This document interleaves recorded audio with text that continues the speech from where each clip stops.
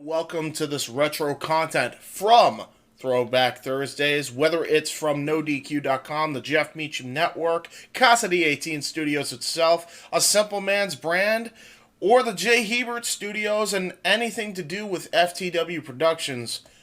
This will be the content re-aired right here on Throwback Thursdays that you could expect to see on the Casa channel. I know watching back some of our old content, whether it's the open mic night intro where I'm laid on my bed, which I kind of cringe at, especially with this cool-ass setup now, or whether it's, just about anything to do with what we have done on FTW Productions, from a Simple Man's brand, from the J. Hebert Studios, to even some Insanity Works and Retro Wrestling Fortune 44 Incorporated stuff. There's some good stuff, there's some cringe stuff, and either way, I hope you guys enjoy that stuff coming up, and, even if you didn't enjoy it, I'll be along with you for the ride.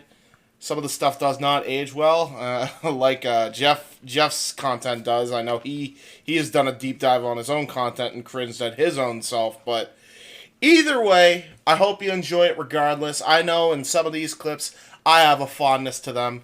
So with that being said, enjoy this Throwback Thursday, and until next time, we'll see you on the J. Hebert side.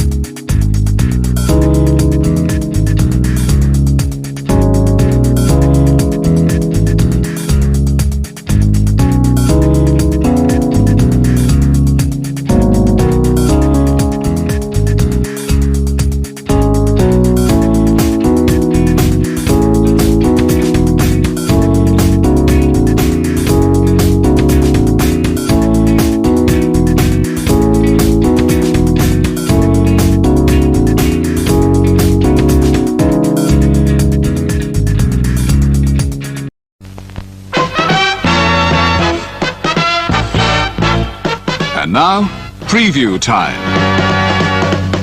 So let's take a look at what's coming your way.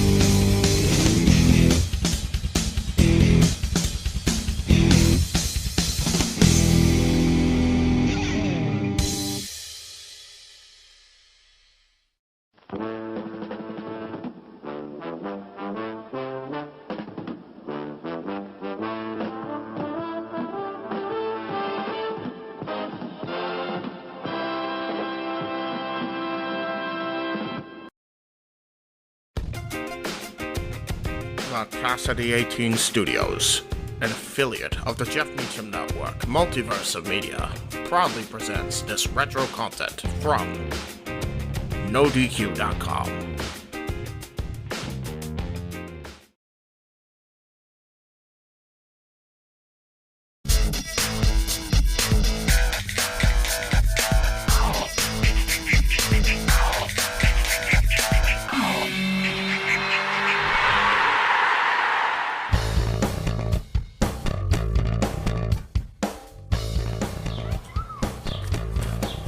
Got it. How you like that? What a way to open the show. Mr. Perfect style with a gun. You like that?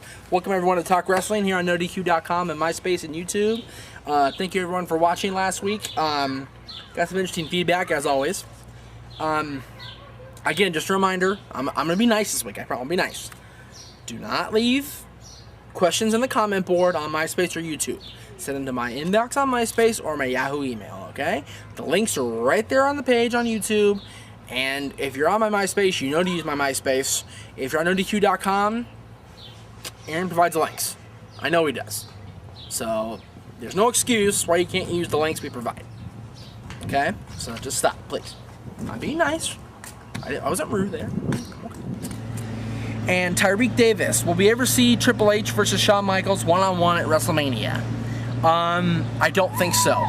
I think the last time you'll see Shawn Michaels at WrestleMania will be this coming year in Houston, Texas, against The Undertaker. That'll be both their last WrestleMania match. Michaels is set to retire, I believe, in the next year. He's beat up, he's worn out, much like The Undertaker is. And I think Triple H is moving on to other people. They had their feud for, you know, whatever it was, 4 years between them. When Michaels came back from injury in 2002, they had a great feud. They've been great as DX, both before and after Michaels' injury. And I think they're going to remain friends. They're not going to have a big feud. They're not going to have a title match or whatever. They're not going to have a match at WrestleMania. I think you'll see Shawn Michaels versus The Undertaker at WrestleMania next year, and that'll be it for Shawn Michaels. Mikey LaGrange. Why wasn't Trish stripped of the Women's Championship when she was hurt back in 2005? That's a very good question. I actually got asked this before on RSI or maybe even on XMV. Hi. Waiting for him to interfere, weren't you? Yeah, so was I. The reason Trish was not stripped of the championship is because she was the main draw of the women's division at that time, and stripping her would have been useless because they would have had a tournament and it would have showcased how bad the women's division was in 2005. They had Trish, they had Lita sometimes, and Molly was already gone, I believe, by then. Ivory was not wrestling by then. Jazz was kind of in and out of the company at that time. They really have a whole lot of women to showcase back then. So I think that the reason she wasn't stripped is because they didn't have anybody to put it on. Who are they going to put it on at that time? If it was a men's championship, they probably would have been stripped of it, but it wasn't. It was the women's title, so there was an exception made. Shatina introduced a women's X Cup. This is from Lap Raskin. I'm going with that pronunciation. It could showcase women from around the world, especially Japan. Not necessarily an X Cup, because the X Division Cup is like the X Division. But a women's cup, like a women's division cup, would be cool. You can see women from Mexico and from Japan and from the United States and Canada and, you know, England and Europe in general. That could be very cool. The knockout division is deep enough where they could have an opponent for everybody if they brought in a shitload of talent from around the world. Kong has connections in Japan, and you know, through the NWA, they could bring in Mischief, the NWA Women's Champion. They could bring in girls like Daphne, Becky Bayless, Amber O'Neal, and those girls to showcase. It could be a good idea. It really could, if they do it right. If they do it like the X Cup, where you see the guys once and you never see them again, it wouldn't necessarily be a good thing. I think the X Cup should be, the Women's Cup and the X Cup should be used to introduce people into the company, to have them be showcased more often. Alex Ramsey, what can be done to increase the prestige of the Intercontinental and U.S. Championships? It's very simple. Have them defended more often. Have them to be defended at WrestleMania. When was the last time the Intercontinental Champion defended the title at WrestleMania? I can't even remember. The Intercontinental Champion's been in the Money in the Bank the last 3-4 years. Before that, I don't think the title's been defended. To my recollection, and correct me if I'm wrong, but I don't think, Aaron, that the Intercontinental title's been defended at WrestleMania since 2002, when Rob Van Dam defeated William Regal. I think since then, the championship has not been defended at WrestleMania. Have it be defended at WrestleMania. Same thing with the U.S. title. U.S. title has been defended at WrestleMania since 2004, when John Cena defeated the Big Show. Have the titles be showcased on your main show. They'll get more prestige. They'll get more noise. All this noise. We had planes last show, now we got construction and kids and... Not to mention this thing's beeping in my ear. Stop beeping in my ear. I'm gonna take it out. Alright, takes care of that. Other than defending at WrestleMania, haven't been defended more often, period. Every pay-per-view, there should be an Intercontinental or a U.S. title match. It's the secondary title on each show. It should have some meaning to the wrestlers on the shows. MVP made the U.S. title worth something because he defended it so often on pay-per-view and because he was a credible champion. Yes, he was a heel. Yes, he was sneaky. Yes, he got out of the title defenses and he got himself counted and disqualified. But you know what? He was like Ric Flair back in the day. He made himself a champion because he knew what he was doing. Matt Hardy is doing the same thing. He's defending the title every week, or at least every other week, and he's facing incredible challenges. Chris Jericho said he's going to start defending the Intercontinental title more often a couple weeks ago on Raw, but now he's in this feud with Shawn Michaels. I don't know. We'll see what happens with the Intercontinental title. Let's see. Mansman73 at AOL.com. Do I think MMA star Kimbo Slice will become a wrestler in WWE or TNA? No. I think Kimbo is making his money very nicely in the mixed martial arts world, not in sports entertainment, wrestling. And considering his last fight was a debacle on CBS, I don't think you'll see WWE or TNA associating themselves with him because of the negative connotations it would take with being associated with him. It looked like a really bad situation on the CBS fight with him involved. And I don't think that either company want to associate themselves with that. So I don't think you'll see him in WWE or TNA anytime soon. This is from NB00085 at Comcast.net. Provide your name, please. Provide your name in the next show. Do I think it's weird that almost every guy who's about to get a push gets suspended? That seems to be happening, doesn't it? You had William Regal who got suspended. Jeff Hardy got suspended. Jimmy Wang Yang, who wasn't really getting a push, but he got suspended in the midst of a, well, actually he got squashed on SmackDown a couple weeks ago by Kozlov, so he wasn't really getting a big push. But it's fun. I wouldn't be surprised if the next guy that gets suspended is going to be a big name, like an MVP if he's doing steroids, which I doubt he is, because that's who he mentioned was MVP. Is MVP going to get the next because he's on steroids? I don't think he's on steroids. I doubt he is. He seems like he's a legitimate athlete. We'll have to wait and see what happens. I think it's ironic that these guys get their big push, they get their big step by Vince or by the writing team, and then they go and get themselves in trouble. I think the wellness policy is doing very well. It's in place. Guys are getting caught. Guys are getting suspended for 30 or 60 days at a time. And Regal's in the most trouble because if he gets suspended one more time, he may get deported because that fucker needs to keep a job. But Jeff Hardy getting suspended was a big deal. It was like, wow, Jeff Hardy, the untouchable. You know, he's been so good since he came back, and now he's suspended. Wow. We'll see what happens with the guys getting suspended. I think the next one, whoever it is, will be very telling as far as if the policy is going to continue to work. From Robert Grief, I guess, Greif, Robert Grief. Why isn't Kurt Angle counted as an official 12-time world champion? TNA calls him a 12-time champion all the time. He's not. If you count professional wrestling, he's not. He is a 4-time WWE champion, I believe. Let's see, 1, 2, 3, 4-time WWE champion, 1-time world champion, world heavyweight champion, and a 2-time TNA champion. That makes 7, not 12.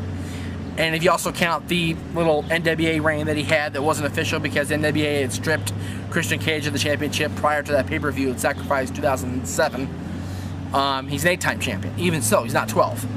If you count the world titles he's won, the Olympic level, at the collegiate level, and the USA level, he probably is a 12-time world champion. But strictly professional wrestling, he's a 7 or 8-time world champion. That's why he's not counted as a 12-time. Rob Tillison. Do I think the $1 Million Man will help or hurt by managing his son in the beginning of his career? It doesn't seem like DiBiase's going to manage DiBiase Jr. It seems like he introduced him in a deal with Vince and it brought him into the spotlight, and now he's kind of taken a step back and gone back into the shadows as the $1 Million Man does. He shows up every once in a while, makes appearances, then he disappears again. I don't think you'll see DiBiase managing his son As far as his partner goes, it'd be interesting to see Mike DiBiase be brought up to partner with his brother and challenge Rhodes and Holly at Night Champions. We'll have to see. Joe Gilligan. Yes, Gilligan is in Gilligan's Island. He wanted me to point that out. Gilligan as in the island. He wanted me to point that out too, so I did. What do I think of the CMLL wrestler Mystico? Do I see him coming to WWE or TNA? What kind of feud would he be in? Would he feud with Mysterio? Mystico is a great talent. Mystico is one of the biggest stars, one of the biggest stars in Mexico right now. There's been talks about him going to WWE for the last 2 years or so. Yeah, choo-choo train going by now. More noise. Choo-choo. Tugboat. Oh, no more. Okay. Mystico's been the talk of the wrestling world the last couple years as far as coming to WWE. There was talk back in March of this year that he would be with TNA as a featured attraction because of his obligation to CMLL in Mexico. It'd be cool to see him on a national stage one way or the other, either in WWE or TNA. As far as a feud, he'd be cool to feud with Mysterio. In TNA, he could feud with anybody in the X Division. He's that good. He can feud with Black Machismo, he can feud with Petey, he can feud with Sabin or Shelly or any of those guys. And the noise is getting closer. Everybody expects a rant from me every show, so I'm gonna rant a little bit about Epic War. Last Saturday we had a show, and needless to say, I was utilized very poorly. My spot in the company keeps getting questioned. I guess I haven't paid enough dues. I guess I haven't, done enough in Gary's eyes to be showcased as a talent anymore. I went from driving with them up to APW, managing Teddy Hart and Marcus Riot, holding Gary's little fucking monster at ringside. Okay, I ring announced for them. I refereed for the promotion in Palmdale because Jimmy Quinn was stuck and needed a referee because I was there with Gary and didn't want to look bad in Gary's eyes. And I keep getting pushed down and pushed down and pushed down. So I don't know if you'll hear me promote Epic War or not anymore on this show, because if my spot's gonna be keep getting called into question, if I keep not being showcased the way because here's the thing, Gary came to me back in November. Gary came to me to showcase his show and his talent and his girlfriend and Bo when he was on the show too.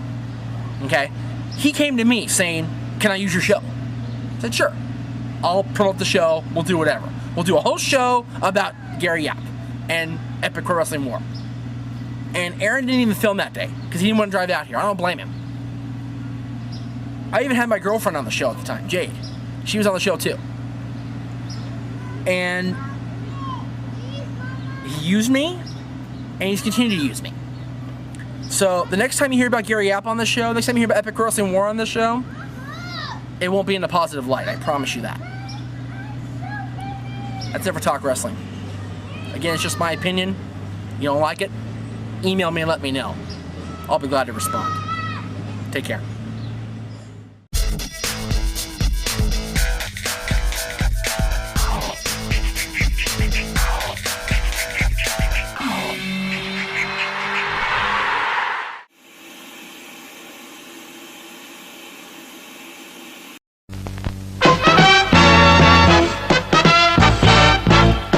And now, preview time. So let's take a look at what's coming your way.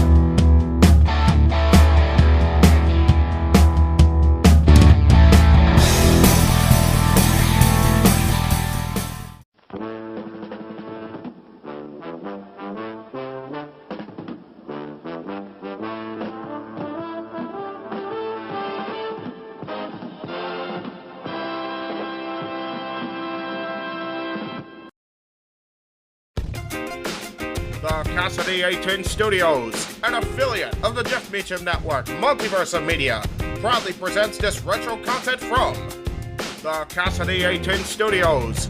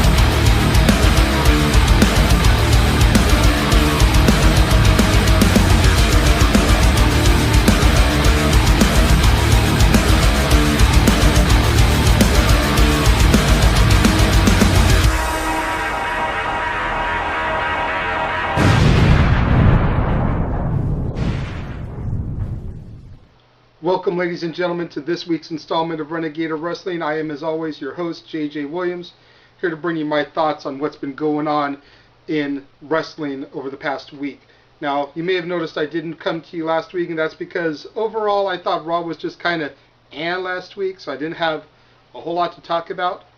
But with what happened over the course of Raw last week, SmackDown, TNA Hardcore Justice, and then tonight's Raw, I think I got a few things that I want to get off my chest here. First thing I'm going to address is the Beth Phoenix heel turn, followed by the Natalya heel turn, which I'm getting a thumbs up from the cameraman behind the camera. Thank you, cameraman. I am loving the fact that these two broads that can actually wrestle and work are getting the opportunity to wrestle and work. Last week, Beth won this battle royal that was already mired by controversy because Gail Kim slid under the bottom rope like a couple of seconds into it and then asked for her release, quit, whatever. But Beth won this battle royal, and Kelly sitting there on the microphone talking about, "Go Beth, way to go Beth, that's my girl," only to get owned after the match by the Beth heel turn. Thank you, Beth.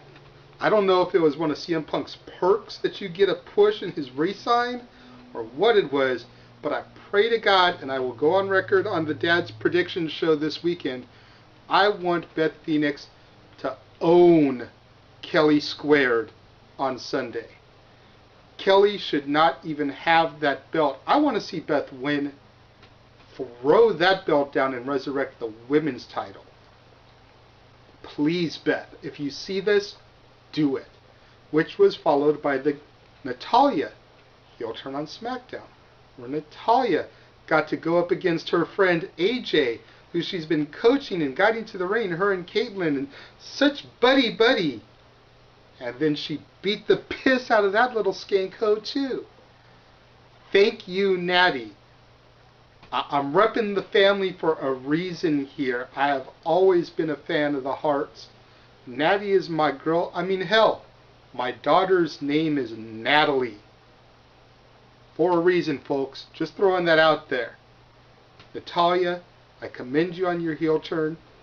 I hope that we get to see the Sisters of Destruction together a little bit more in the coming weeks. However, with one of you being on Raw and one being on SmackDown, I doubt that'll happen too much unless Beth gets the gold. Or silver, as it were, right now. But I digress. Friday, we had a slew of releases. The Masterpiece Chris Masters, Vladimir Kozlov, Melina, and David Hart Smith. Okay. A lot of people are going on Facebook talking about why is David Hart Smith released and Tyson Kidd isn't. You know, because David Smith, Harry Smith, as Punk called him by his rightful name, because David Hart Smith carried the Hart Dynasty. I have to say, and I don't know if it's true or not, but I've got to say that as long as Natty's got a job, her man's got a job. I would hate to speculate that, but something just tells me that as long as Natty's got in good graces, Tyson's going to be right there with her. Melina, It sucks that another good female worker is out of the division, but at the end of the day, Melina's fucked over so many people, both figuratively and literally backstage, that it's kind of one of those hate to see her go, but I love to watch her leave situations. Vladimir Kozlov, does anybody really care? I mean, the last I saw, he was on NXT making fun of JTG doing a rap gimmick. And I'm sitting here looking at him and I'm like, really?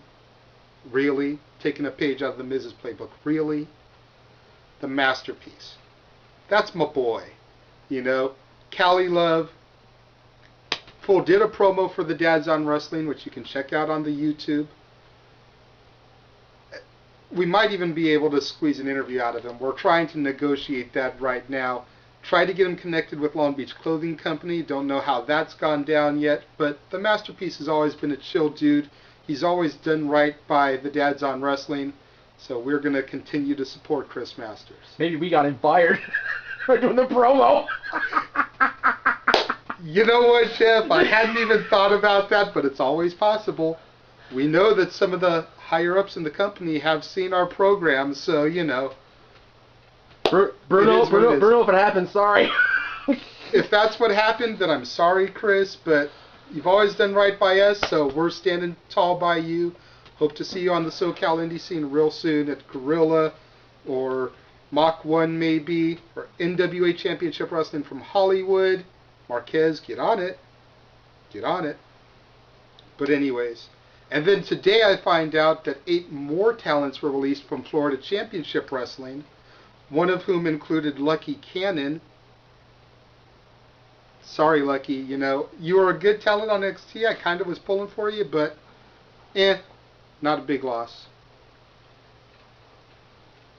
Hardcore Justice.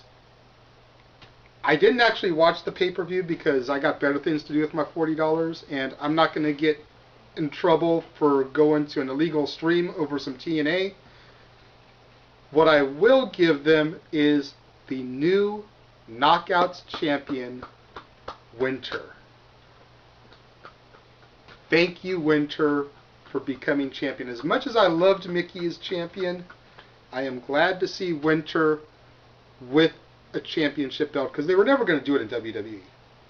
Never, ever, ever. And she's a hard worker. She's a good worker. She's a double champion now, actually, because she also won past Thursday, I believe it was, the Wild Championship. Shout out to Travis. Way to go, becoming a double champion in the same week. That's awesome. That is awesome, Winter. But my question is why wasn't Mexican America put over better? Beer Money has had their tag straps for going on 15 years, and the company hasn't even been around that damn long.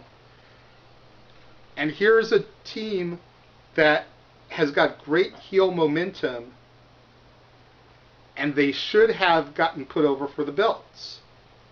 And it would have made it even better if Sarita and Rosita had gotten their straps back, and the entire faction would have been tag champions.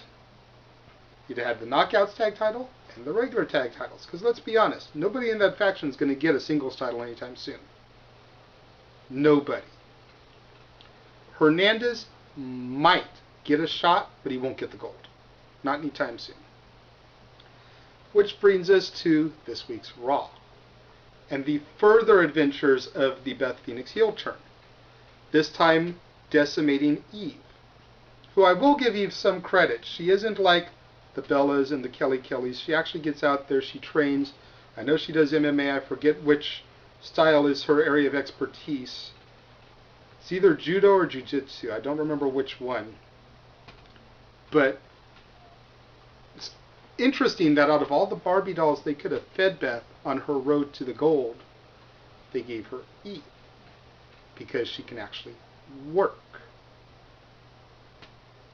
And then you had Punk Cena. Hold on, before I get to Punk Cena, I want to talk about how they gave away Morrison and Truth. That match should have been at SummerSlam, and I'm hoping they make Dolph Arai at the pay-per-view. But John Morrison versus R-Truth has been building up now for 2-3 months since John got injured the first time. Then they brought him back on the All-Stars edition and re-injured him. And he came back, and they gave away that match on free TV. Who's writing this shit? Vince Russo? Just wondering. And Morrison jobbed. Yeah. Thank you. Thank you, anonymous cameraman Jeff Meacham. Like I was anonymous. Shut up. I just had to say that because Jeff was like, before we roll camera, I'm going to try my best to bite my tongue so I don't say anything. And I was trying, but you're talking about Masters. I feel bad for his ass getting fired, so I thought it was our fault. But the Morrison thing, yeah, I know. Anyway. But they gave away this match on free TV that very easily could have been at SummerSlam, especially since John Morrison's build is from Los Angeles, California, wrestling in front of his hometown crowd, so to speak. And they totally botched that. But Punk and Cena, and the epicness that is their storyline. I almost want to bring Jeff in for this, but we can't kill the time, so... I can talk for a second, but, you know. I just want to say that if Cena wins on Sunday, strange things are afoot at the Circle K. Like, seriously. WWE Land has completely botched the greatest thing that they had going for them if Cena wins on Sunday. And that's not anti-Cena hate. That's just cold, hard facts. Ever since Punk cut his promo at the Vegas from Raw on June 27th, CM Punk has been the best thing WWE had going.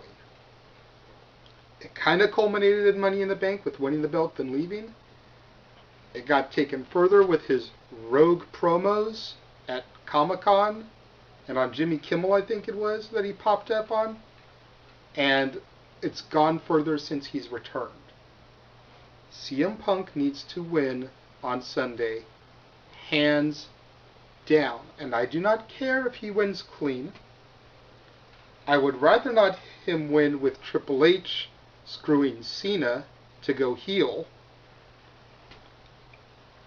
And I would not like for him to win with the Revolution coming in and helping him.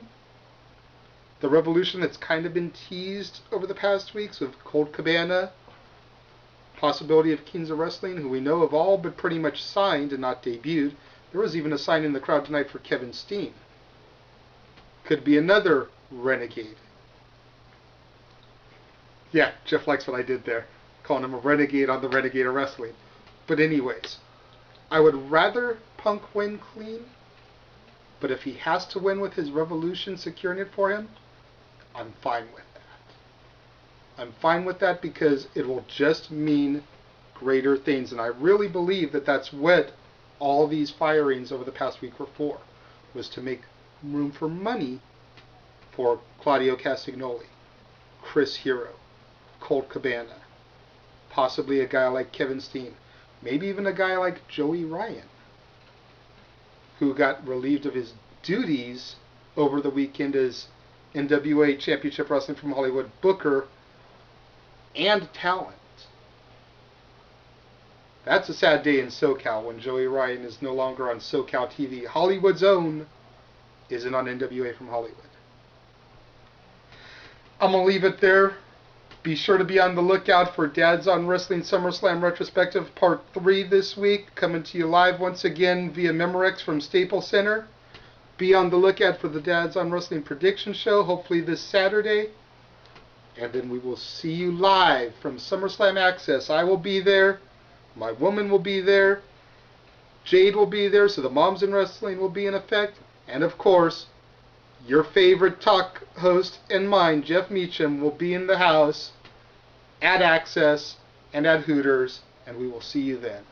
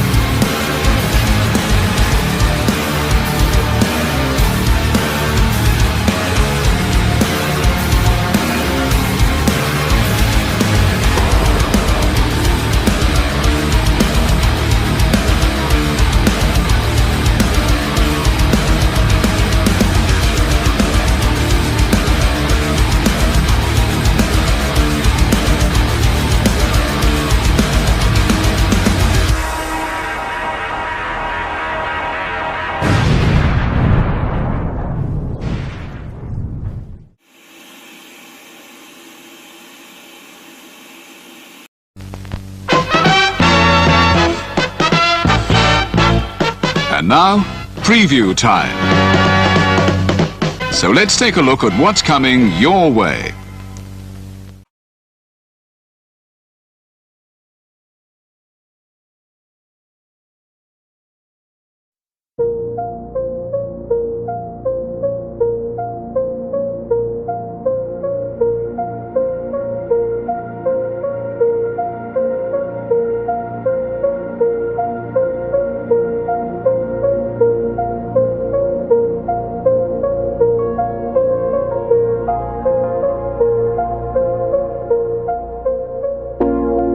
It's out of my hands,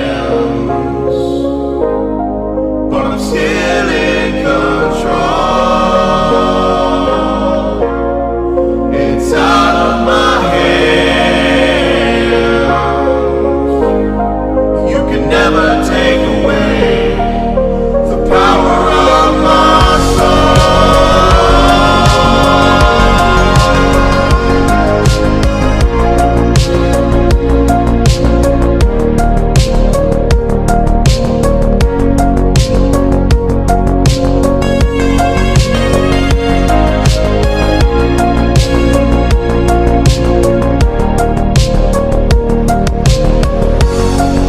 It's out of my hands,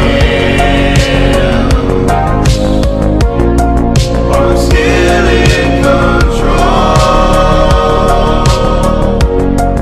It's out of my hands. You can never take away the power of my soul.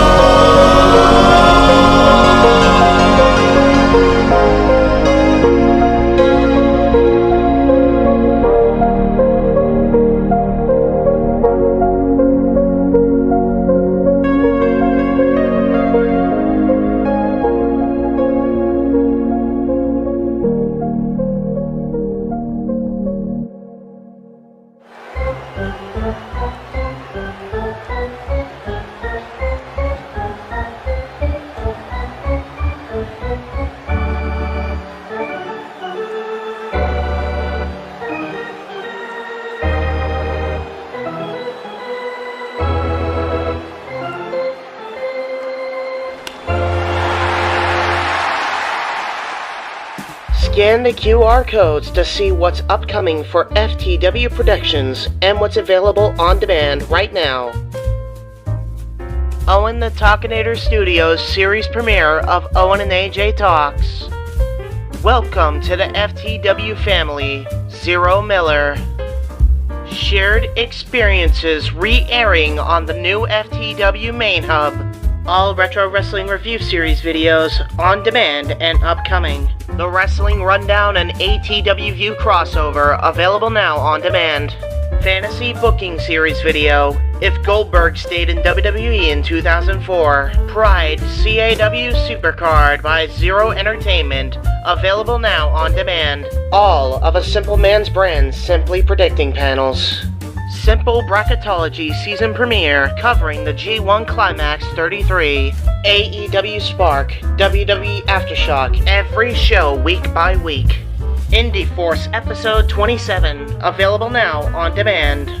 Jeff Meacham Network, all watch-along events.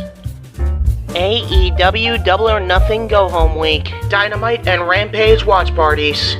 A Simple Take, WWE Simple Takes featuring Casa D18 Studios.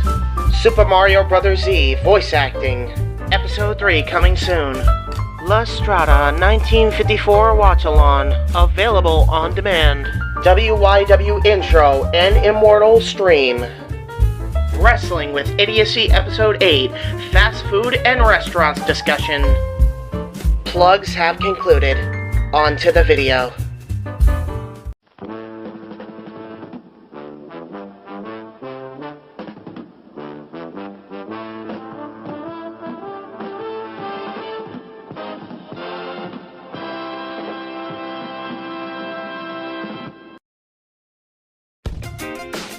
The Casa D18 Studios, an affiliate of the Jeff Meacham Network, Multiverse of Media, proudly presents this retro content from the Casa D18 Studios. Shall we begin?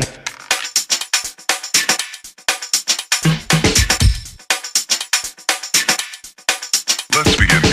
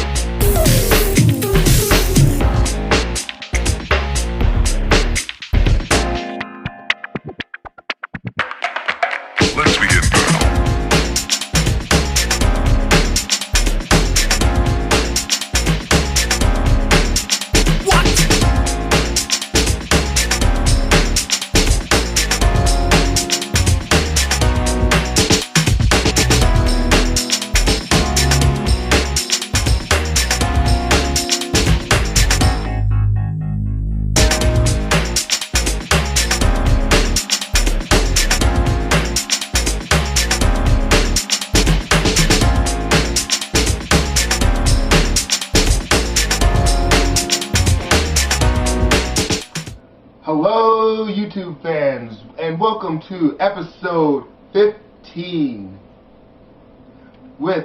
of Double Down Double A, with, of course, moi, your host, Double A, along with The Renegade of Wrestling, JJ Williams. But of course, you already know that. That's the Lady Killer's gimmick. Let's not steal that. Yeah. Okay. This week, remember last week we were here talking about the most shit-tastic gimmicks of all times? This is in. I remember. Yeah. I was here. I remember. I'm telling YouTube fans just in case you didn't see last week's episode. Well, according to this stat here, Statboy approved, 155 people saw last week's episode, so thank you. Okay, we're trying to get a bigger fan base here. This is, in our opinion, the best gimmicks of all time.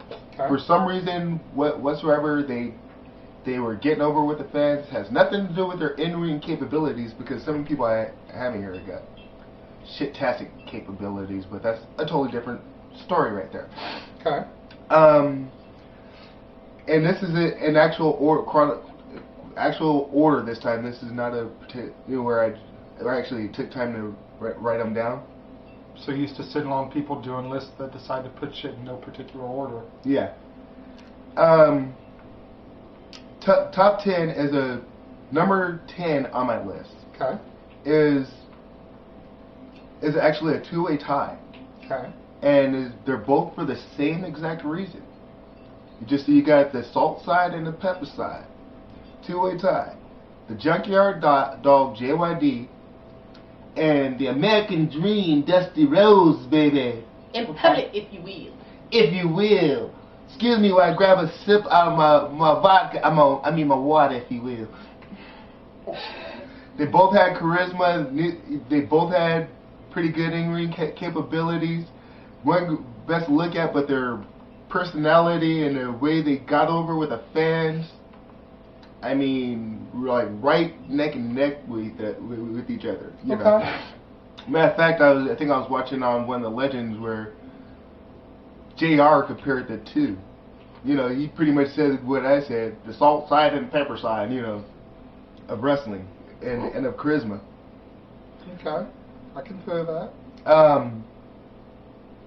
This one is somebody that's more famous in the indie circuit, but boom, boom, Colt Cabana, boom, boom, Colt Cabana, boom, boom. Scotty Goldman. Whoa. No, Colt Cabana. I didn't really care for the Scotty Goldman character, but Colt Cabana, very, very cool individual, very laid back. He's very good with fans. He has a way with working a crowd.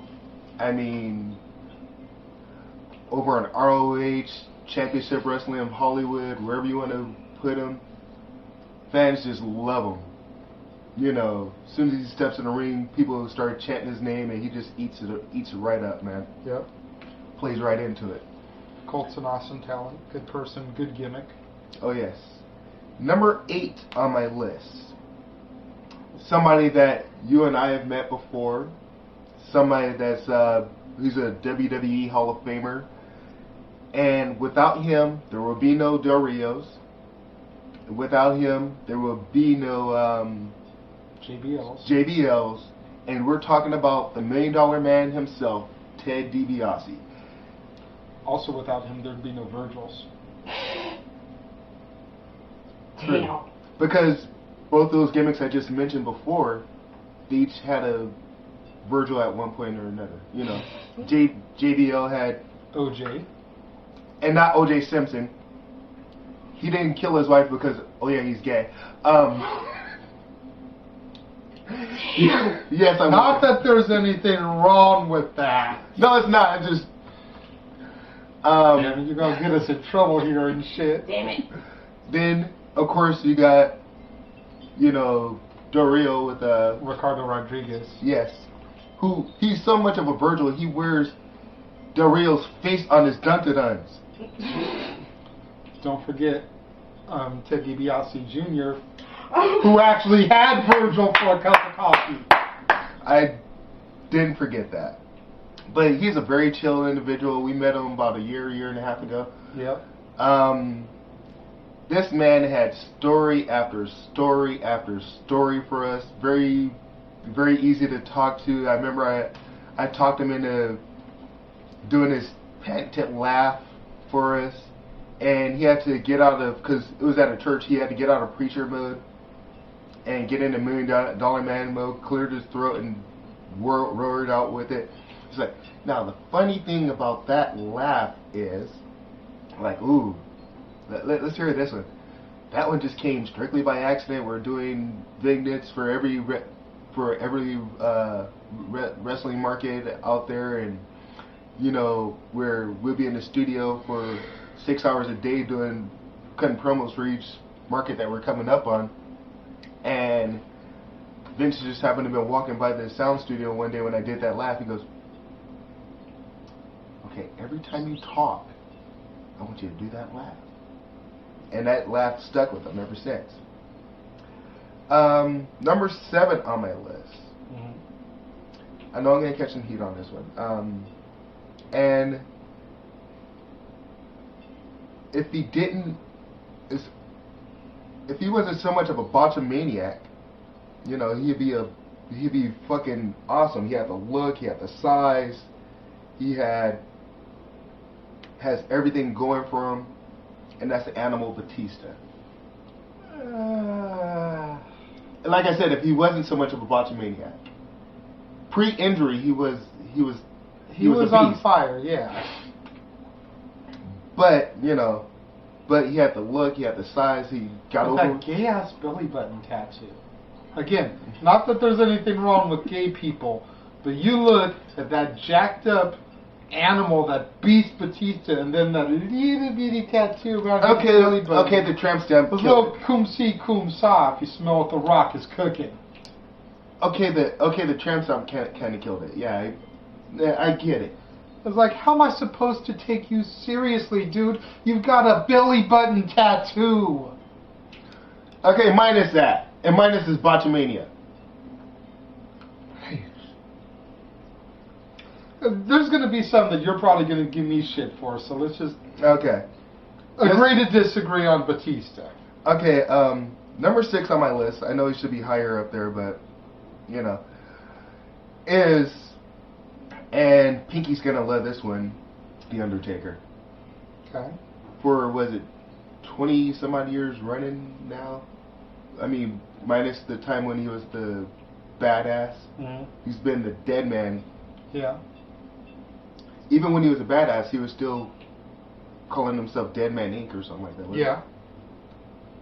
I mean, he's been the dead guy for 20 some odd years and he's still getting over as that.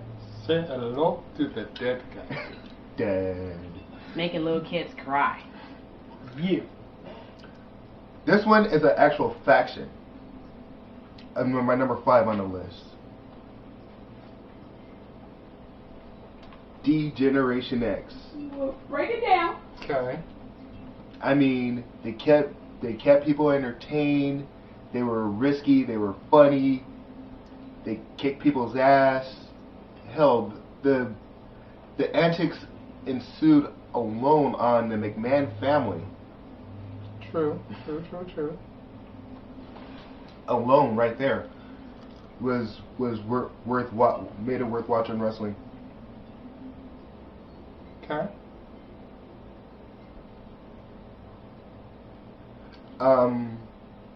Next on my list is another faction. Does this ring a bell? It does actually. Woo! The Four Horsemen. Any conglomeration of the four. Well, take out McMichaels and, you know, throw Jeff Jarrett in there if you can, but no. Jeff Jarrett was bad for a horseman. But I really care for McMichaels. I didn't care for McMichaels either, but at least he had the intimidation factor going for him. He could be that muscle. You know, Jeff Jarrett, back in those days with the long blonde hair and the straps down here, it's like, nah, dude. You need to take your ass over to Chippendales. You don't belong in the Horsemen. The Jeff Jarrett of late WCW, you know, Slapnuts, whatever, into TNA Jeff Jarrett, that Jeff Jarrett, maybe could have been a good fit for the Horsemen. But the long blonde hair, the goofy smile, nah, dude, nah. That Jeff Jarrett was, no. Okay. No Jeff Jarrett in the Horsemen here, no. Next on my list is Scotland's own, the Hot Rod, Rowdy Piper. Great wrestler, great technician, Okay. great mic worker. He's been getting over as a hot rod, as a heel or a face ever since he debuted, pretty much. I mean, it still works for him to this day. When he comes out to do Piper's Pit, people just Go ape shit. yeah. And there's one person that's been part of this, you know, the former resident here that, you know, you can't peel the smile off of her face whenever he pops up on television. Yes. You know, and from my understanding, you met him once or twice. He seemed to be very chill. And I have had the honor and distinct pleasure of meeting the Hot Rod 3 times, and every time nothing but a class act. Going from a badass from yesteryear to a badass of today. Okay. Stone Cold Steve Austin. What? I said Stone Cold. What? I said the rattlesnake. What? You say what again? I'm gonna stunner you from here to Timbuktu. What? And Pinky kind of touched on this earlier, where it's just spitballing. The biggest mistake Eric Bischoff ever did was fire this man right here.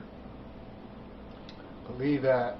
The black tights, the black boots would never get you over. Okay. What? Yet they had Goldberg in black tights and black boots. And he got over. Being a carbon copy, basically, of Stone Cold, because Stone Cold was so fucking over. But you know why? That's the bottom line, because Stone Cold said so. The only thing Goldberg didn't do was come out in a freaking black leather vest toasting beers and shit. Otherwise, it was a freaking clone of Stone Cold. When Goldberg first hit the market, we used to call him Stone Cold Bill Goldberg because, you know, but he started getting over, you know, totally different. People started looking away from the Stone Cold look and just start looking at this dominant individual, which I'm surprised did not make my list, but... And now you've got Ryback. That's one person I would love to bring back in the Fed, is Goldberg. Goldberg and Ryback? As long as it doesn't go anything like the Goldberg-Brock Lesnar match of WrestleMania 20. That match doesn't exist. I mean, that's match shouldn't be talked about just like the B word in the Federation, but you know, we could say the B word on the D18 Studios, right? Batista? No, not that B word. Alundra Blaze? No, not that B word. Blue World Order?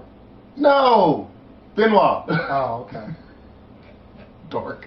Damn, you know, freaking WWE is so brainwashed me, I barely remembered his name. Shut up. Even though I just mentioned it on yesterday's episode of Renegade of Wrestling. Number 1 on my list. Okay. Should be nobody's surprised. He's always been one of my favorite wrestlers. And that is... You smell it? Something. I smell something. If you smell what The Rock is cooking. Shit, like I said, shouldn't be no surprise. The most electrifying man in sports entertainment today. The Brahma Bull, the people's champ, the eyebrow raising, you know, yes, The Rock. I mean, shit. My man still got it. That's all I got to say. Yes, he does. My man still got it. I mean, the heart of he was pretty much, him and Stone Cold were the nucleus of the Attitude Era. There's a reason why they made number 1 and number 2. Yeah. They innovated what the wrestling business is today. I mean, they capitalized it so much to where I don't think anybody could top what those two did back in the mid 90s. No. Or even come close to it. Orton and Cena have tried, but it's just not going to happen. No. Because Orton draws many comparisons to the Rattlesnake, being as how he's the better worker, the more technically sound out of the two, and the Viper, the Rattlesnake.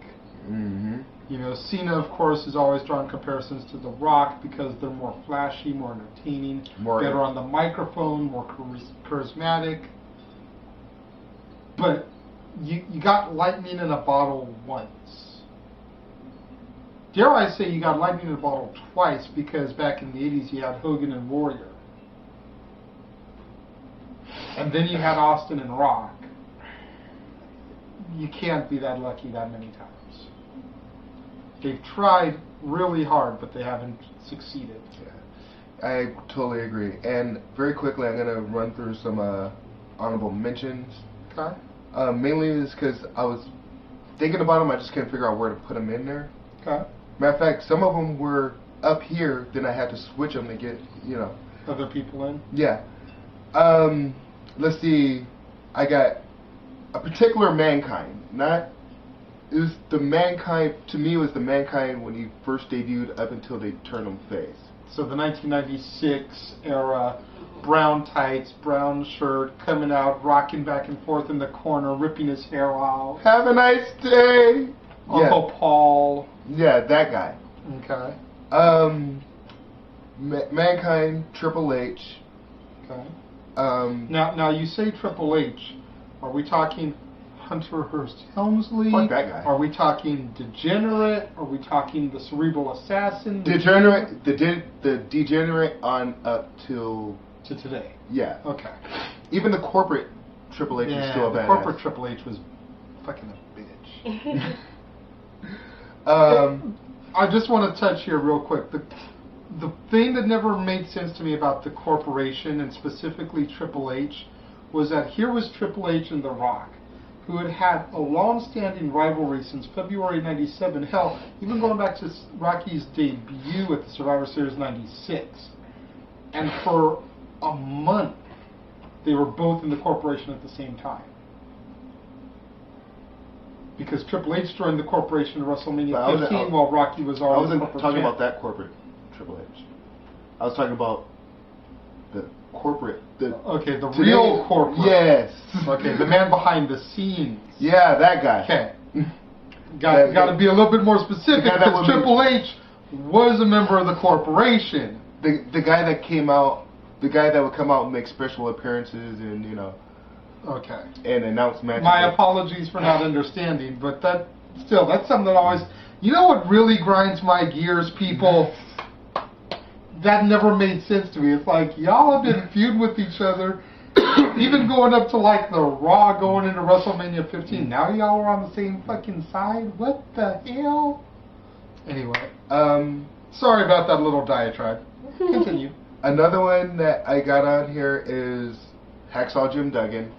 Okay. Because Oh! the very reason why, because for the past 30 years, he faltered and turned heel once in the WCW, but he pretty much kept true to that same gimmick that ho, with the exception of going USA, USA, USA, with the exception of when he was turned heel, he was going Canada, Canada. I told you the time I got into it with him, right? You got into it with him? When he was in WCW and he was heel. The one show I went to for WCW, Long Beach Arena, 2000, he was heel, and he's starting to come back up the ramp after doing his little shtick or whatever with Team Canada. I started cussing him out because I was third row. You know, I was still a mark. You know, I didn't really, know all the ins and outs yet. I was calling him a fucking turncoat and a bitch for turning his back on this country. He got all up into my grill like he was going to swing on me and shit. Oh, man. Like, I ran home to watch Thunder because I thought they were going to show, during the commercial break and show him, like, going off on me in my face and me going off on him, but nah, that shit never made air. Fucking WCW. You guys, That was TV gold. what the fuck? You fuck ass, you go suck a fuck. You guys like slept on the gold mine right there. Serious.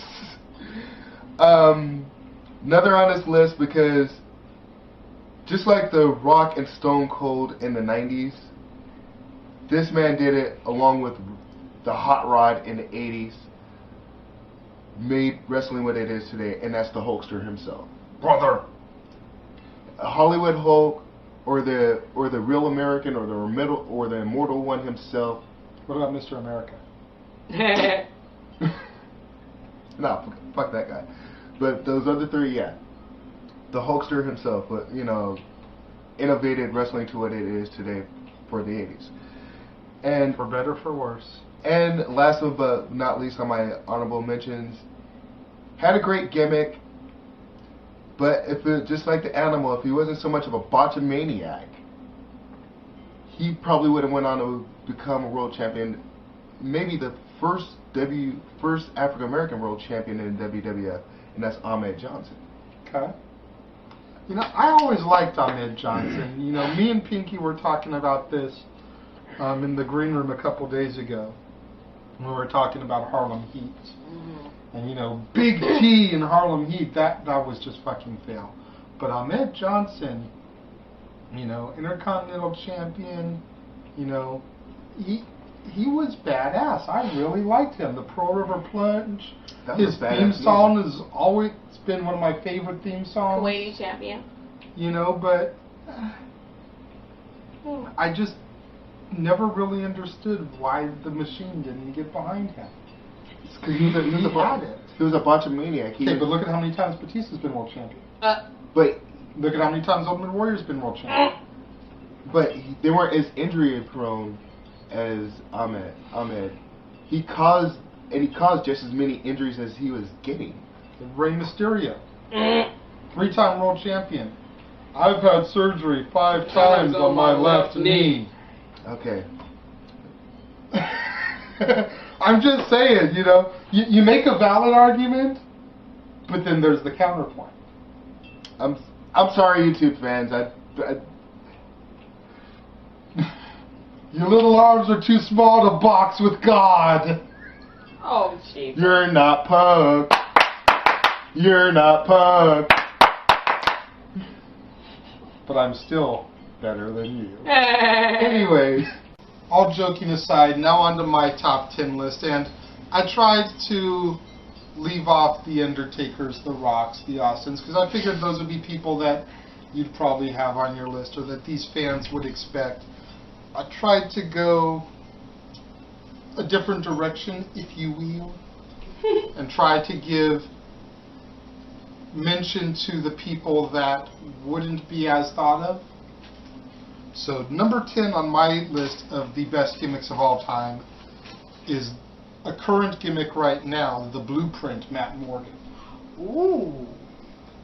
Matt Morgan is in TNA what WWE couldn't figure out what to do. Matt Morgan was one of those guys that was just floundering in lower to mid-card hell, not really getting the push he deserved, had all the potential to be main event talent, went to TNA, and they have pushed him to the moon.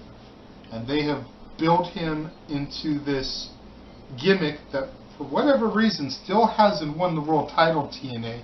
Y'all fucking up on that one, giving it to Cokehead Hardy, but not Matt Morgan. Oh! You know, but Matt Morgan, TNA has turned the ugly duckling into a swan, if you will. Mm-hmm.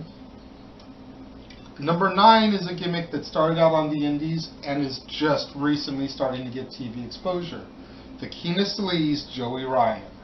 Who wants a mustache ride? I Say don't. what you will about Joey Ryan, that gimmick is gold. He's basically been running that gimmick since 2005 with a couple of alterations here and there.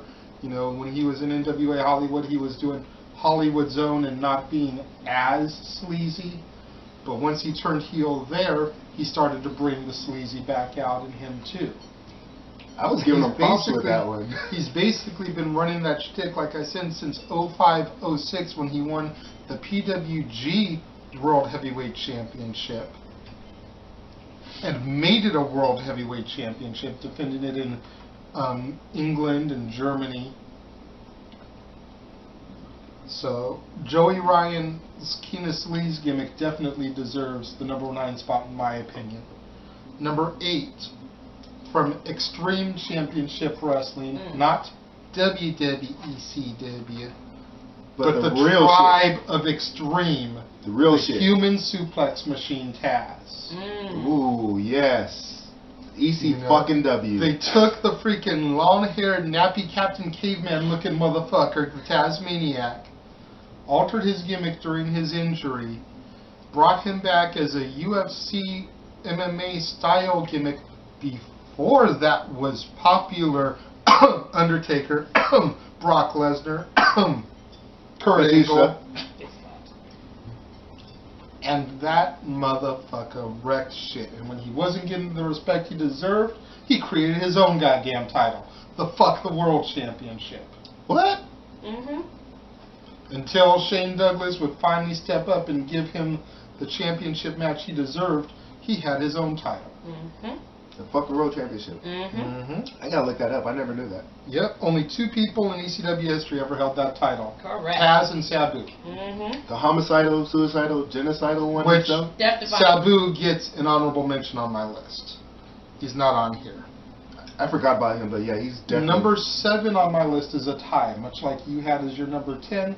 My number 7 is a tie because, as I touched on earlier when we were talking about Austin Rock, these two kind of go hand in hand, and that's the Doctor of Thugonomics, John Cena, Word Motherfucking Life, that John Cena. and the Legend Killer, Randy Orton. Ooh, nice.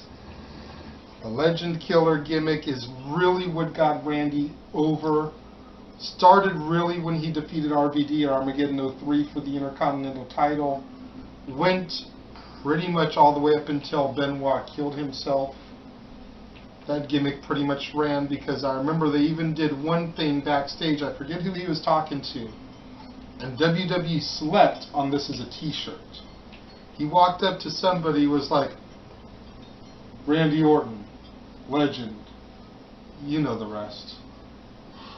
That would have been a badass shirt. Oh. Legend, ... on the back. You know the rest. With him doing his pose. That would have been badass. WWE slept. But yeah, John Cena and Randy Orton, those 2 gimmicks particularly, not the Viper and the C-Nation, but the Legend Killer and the Doctor of Thugonomics. The 2 gimmicks that put them on the map. Number 6, the British Bulldog, Davey Boy Smith. Nice. Specifically, we're talking solo circa SummerSlam 92 with the braids and the beads and the European, the British flag. When this getting his push for the IC title. Yes. That British Bulldog I always thought was just so badass, and I always slept on getting that action figure because they did a Jakks Classic Superstars, which came with the flag so that he could kind of have it as his cape and everything. That running power slam was bitchin' too. Yes, it was. Number 5, the game Triple H. Not the Degenerate, even though the DX Triple H was funny. Not the Cerebral Assassin, but the game. Game over? You damn right I'm over.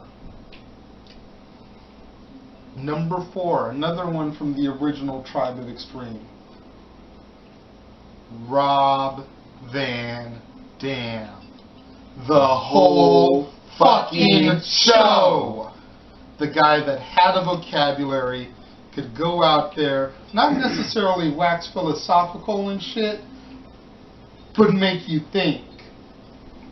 RVD always had great promo abilities, more than just cool, dude, sweet. Fucking Carol, no, not Carol. Dude, where's my car? Seriously, seriously, that's basically what RVD got turned into, and it's like, dude, that's why I love his promo at freaking One Night Stand. Go back and rewatch that shit. It's like, yo, Fonzie, remember when I used to actually talk and I had a vocabulary? It's like, fuck yeah, I remember, Rob. I was watching your ass back then. My favorite promo was post One Night Stand at the ECW taping where he's like, thanks, Paulie. This is a nice belt. I think I'll keep this one and this one too, because this one's cool, but look at this one. This motherfucker stings. But yeah, call him whatever you want. RVD, the whole effing show, Mr. Pay-Per-View, Mr. Monday Night. Yes. Rob Van Dam, the whole fucking show, a great gimmick. Awesome. Number 3, one that you actually had on your list, not just an honorable mention, the American Dream, Dusty Rhodes, baby. In public, if you will. Gotta have Dusty on there as far as gimmicks go. The son of a plumber that, you know, just a common man. What else can you say about Dusty that's never been said?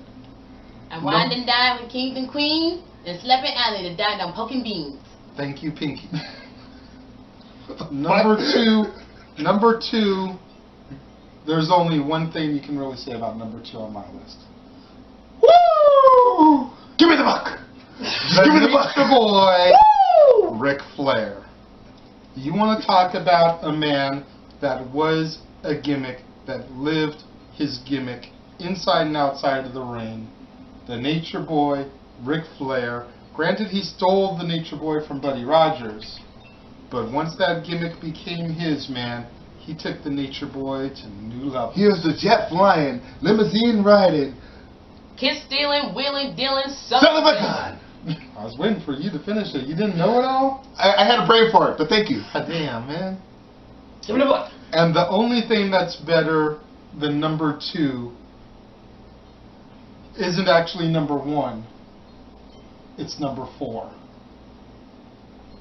The 4 Horsemen. And you said, give me any incarnation except for Mongo. No. There, as far as I'm concerned, there are only 2 incarnations of the Horsemen that are worth serious mention when it comes to the gimmick list. And that's the original with Flair, Arn, Ole, and Tully, and the second gen with Flair, Arn, Tully, and Winder. Because that's the version of the stable that held every title. And the original is where the name came from. You know, you want to talk about a gimmick, freaking it's been documented hundreds of times over. The promo wasn't planned. Arn just pulled it out of his ass, the 4 Horsemen name, and that's why it worked. It wasn't something that some booking agent wrote down on a slip of paper and said, here, call yourselves this. It just organically flowed in the promo. I also want to point out the fact, and you know, only reason why I didn't put them on my list is because I wasn't watching during this era. I was taking my little hiatus from watching wrestling. But without the 4 Horsemen, there would be no Evolution. This is true. There would be no DX. There would be no NWO. There would be no Shield, no Nexus. No Nation of Domination or any of that shit. I mean, they were like, I think we could have done without the DOA and the Boricuas, though. Just saying. I thought the DOA was a pretty good faction. Until The Undertaker did it on his own 4 years later, solo, without anybody running with him. Because actually, when I first saw him, because I was there the night they debuted, when I first saw him coming down the ramp on the Harley Davidsons, at first I thought it was the LOD right into the ring, because I remember that SummerSlam a few years ago when they came on the bikes. I was like, but.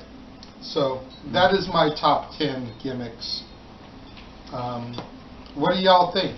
Leave your top 10 best gimmicks of all time in the comment box. Give us video responses. I'm taking your lines, I know, but it's just so force of habit for me to say it. So, well, like he just said, until the next time, I'm Double A. I'm the Renegade of Wrestling, JJ Williams. And deuces.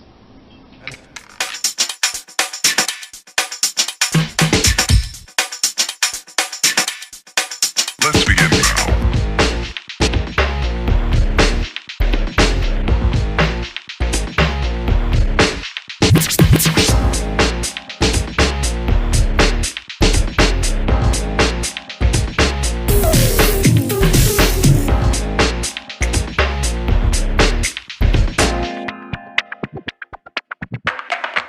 Let's begin now.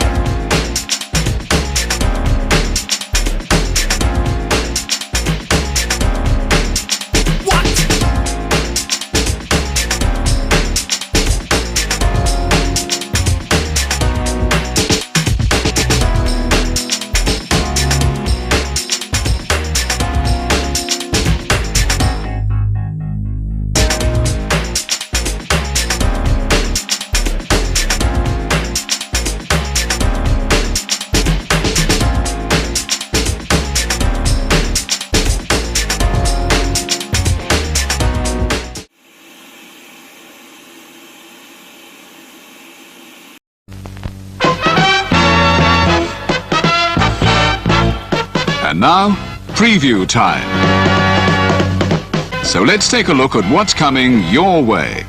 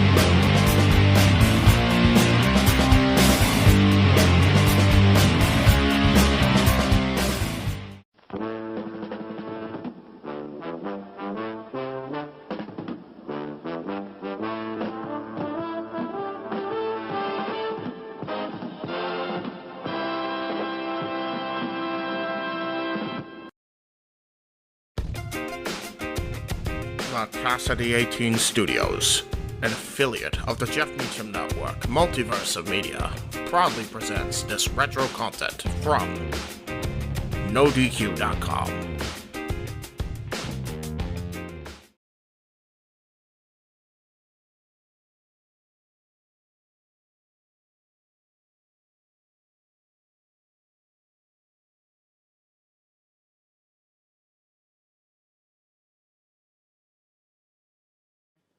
Welcome back, everyone, to No DQ&A video here on NoDQ.com. I am the owner, Aaron Rift, back from the weekend break.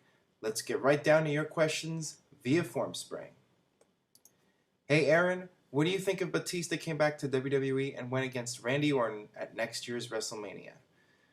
Well, first of all, I would not really want to see that match because we've already seen Randy Orton versus Batista so many times in the past. It's been overdone. If Batista did come back, I'd like to see him in some fresh feuds, maybe with CM Punk or somebody else. Unfortunately, there's not a lot of fresh guys right now, and I think Batista's got the right mindset, just taking a break from the business and doing something else because his character did get stale and the product is stale, and I think he just made the right decision. You know, he already made enough money in WWE, and he can go off and do other things right now and maybe come back in a few years and be a fresh face again. So I highly doubt we're going to see Batista back for WrestleMania this year, but if he does, I'd like to see him in a new feud instead of Randy Orton. Hey, Aaron, what do you think about the Kurt Angle heel turn? It sucked. What did you think about the ending to Raw this week with Triple H and CM Punk? Once again, I have mixed feelings about it. Same thing with some of the other promos over the past few weeks. On one hand, I like the fact that you know, they're breaking character a little bit and talking about real life issues. But on the other hand, they've really gone, I think, too far with the inside references, especially in this segment. It felt like Vince Russo scripted it. If I knew better, I'd say Russo was back. But, I mean, it was kind of ridiculous. It felt like I was watching a segment from Impact, an interview segment with Hogan or whatever. Just, you know, the I respect you and using the real names and so on and so forth. I just thought it was overdone. But what the hell? YouTube.com/thecatdiaries. That's the one and only plug they're getting today. Anyways, back to the question. Yeah, I mean, I think that Vince Russo had something to do with that segment, but he didn't. But yeah, it was just...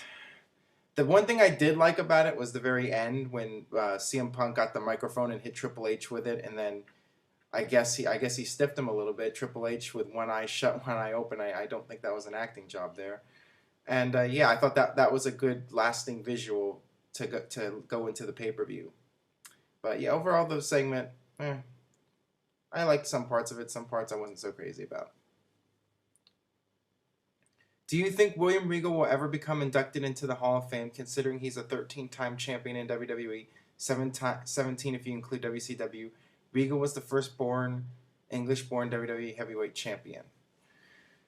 Okay, I've mentioned this before about the Hall of Fame. If Coco B. Ware can get in, I'm sure that, for all you watching this, name your favorite WWE mid-carder, and I think there's a 50-50 shot that they'll get into the Hall of Fame at some point. So, there you go.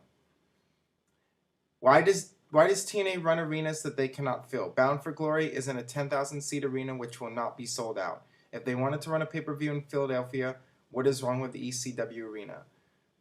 Well, the whole point of getting away from Orlando is so they can be in a bigger arena and look more major league. So wouldn't going to the ECW arena be counterproductive? And plus, you know, it's really expensive to go on the road. So they're going to want to run in the biggest building possible and try to get as many people into that building as possible. That's the reason why they wouldn't. There's really no point in going from Orlando to another really small venue. Shut up, Cat. Ruining my show here. Oh my God. Why does TNA run arenas that they cannot fill? Oh, I already did that question. Damn, Cat. It's throwing me off here. Hey, Aaron, if Mick Foley gets picked to face Undertaker at WrestleMania 28, do you think they should do another Hell in a Cell match against one another, with Foley coming out on top and beating Taker and ending the streak? I think the problem with doing a Hell in a Cell match is that the fans' expectations would be so high. They would say, okay, since Foley's back in the match, that means he's probably going to do some crazy bump off the cage or you know, it's going to be totally insane. And I just don't see WWE doing a match that could live up to the expectations of fans.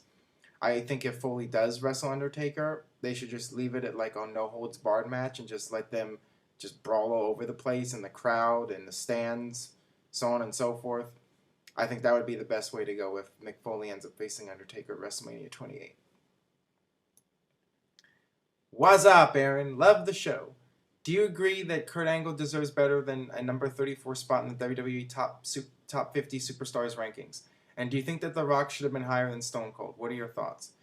Okay, well, that whole list was just absolutely ridiculous, and everybody has their opinion, but it's clear WWE based those rankings on political reasons, and not, Hulk Hogan was like number 24, come on, and Bruno was like 20, 22, 23, Flair was in the 20s. It just, the whole list made no sense. Arguing about it is just pointless. WWE did what they did. There's nothing that's going to change it.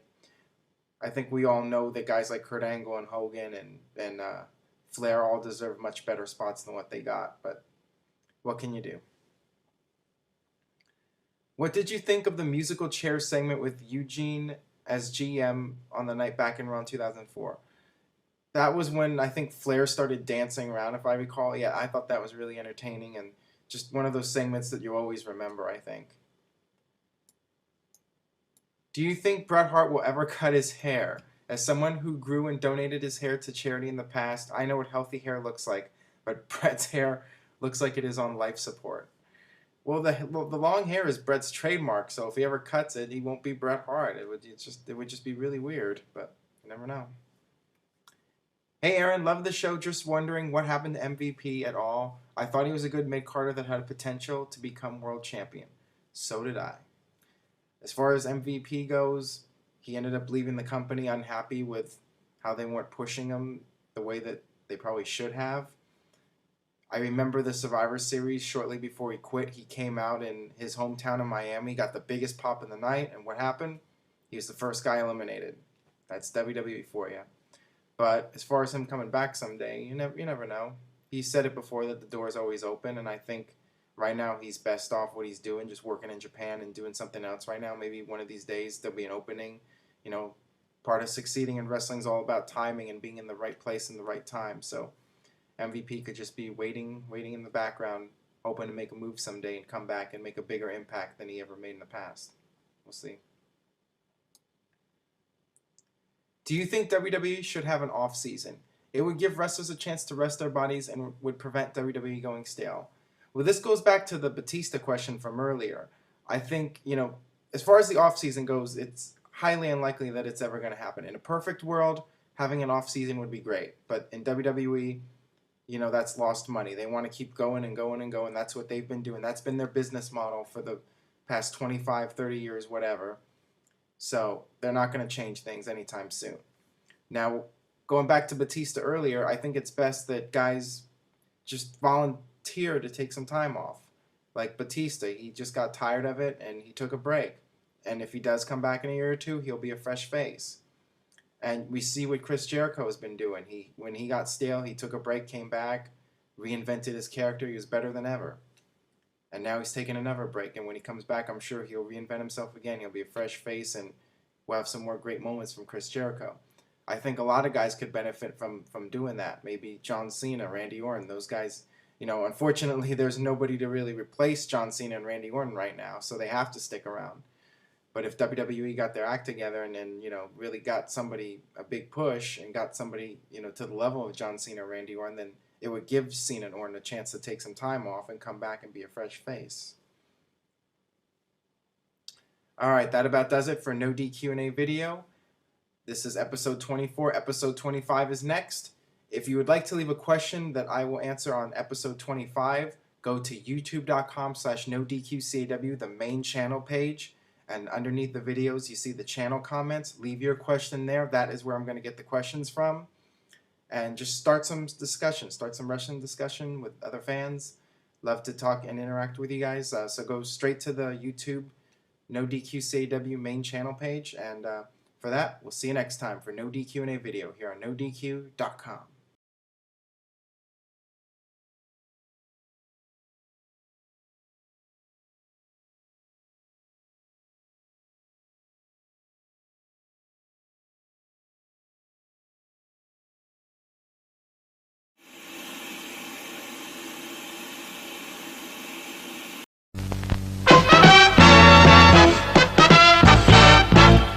And now, preview time. So let's take a look at what's coming your way.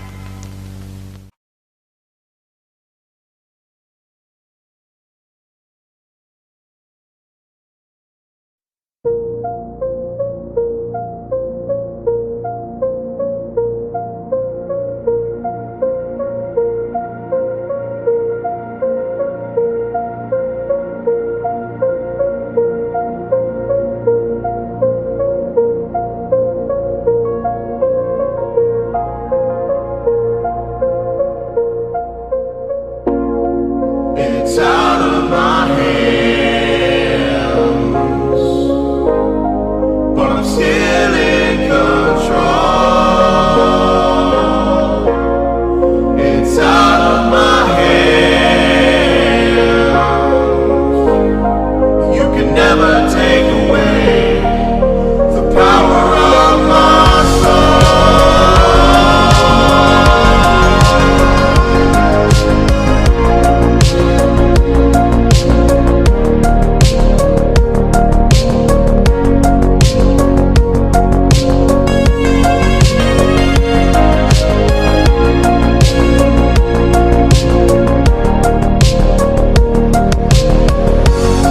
It's out of my hands, but I'm still in control. It's out of my hands. You can never take away the power of my soul.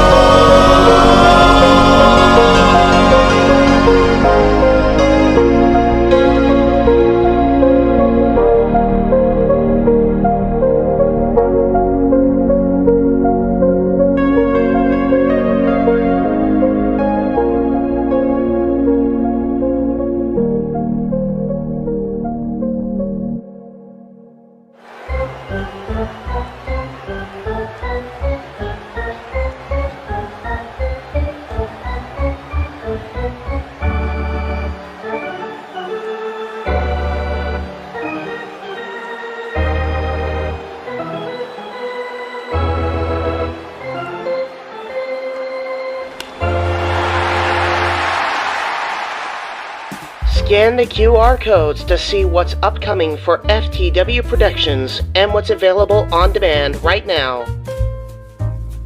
Owen the Talkinator Studios series premiere of Owen and AJ Talks. Welcome to the FTW family, Zero Miller.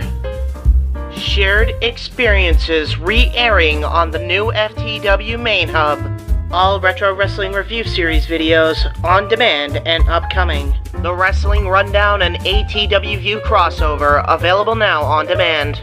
Fantasy Booking Series video. If Goldberg stayed in WWE in 2004. Pride CAW Supercard by Zero Entertainment. Available now on demand. All of A Simple Man's Brand Simply Predicting panels. Simple Bracketology season premiere covering the G1 Climax 33, AEW Spark, WWE Aftershock, every show week by week. Indy Force episode 27, available now on demand. Jeff Meacham Network, all watch-along events. AEW Double or Nothing Go Home Week, Dynamite and Rampage watch parties. A Simple Take, WWE Simple Takes featuring Casa D18 Studios. Super Mario Bros. Z voice acting, episode 3 coming soon. La Strada 1954 watch-along, available on demand. WYW Intro and Immortal stream. Wrestling with Idiocy episode 8, fast food and restaurants discussion. Plugs have concluded. On to the video.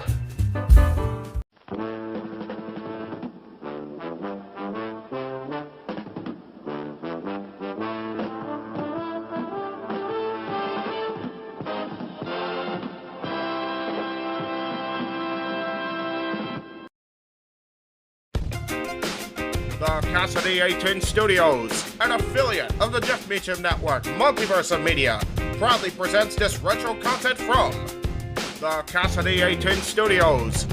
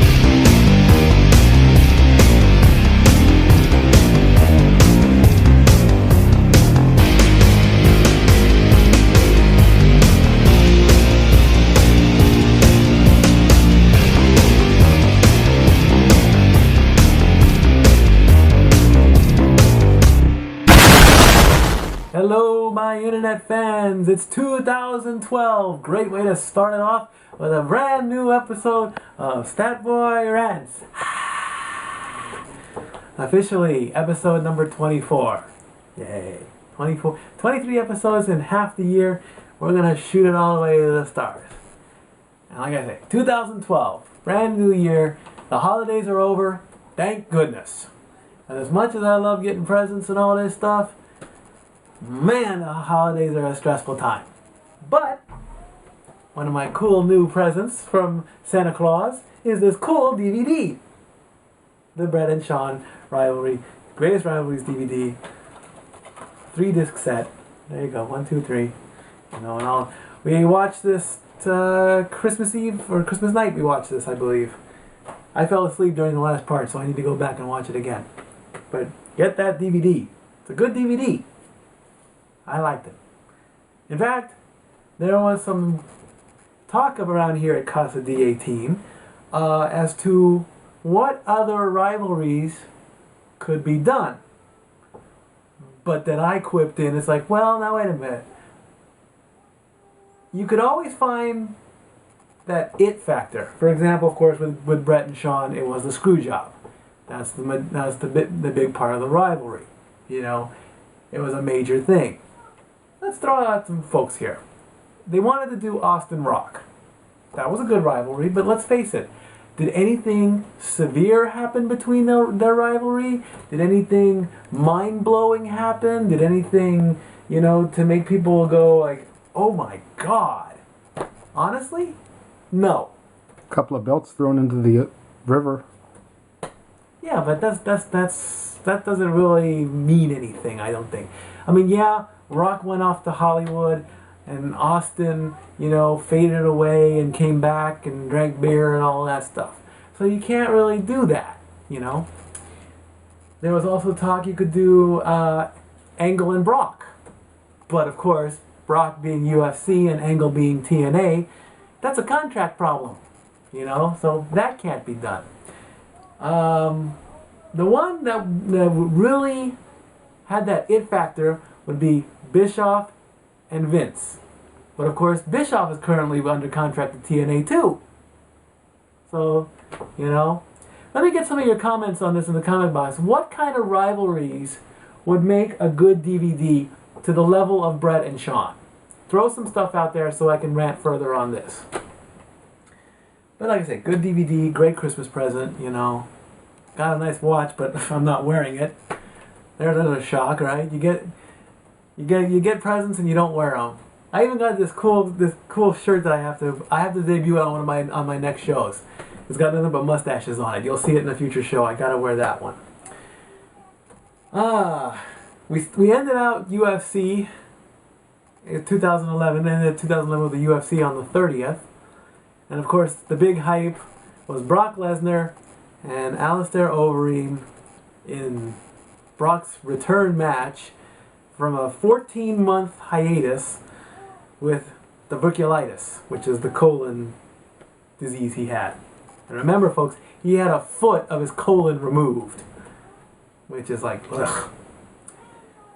So I went over to my friend's house, Jeremiah, thank you, and basically the match only lasted 2 minutes and 26 seconds, and the thing that did Brock in was a kick to the liver, which is right here, okay?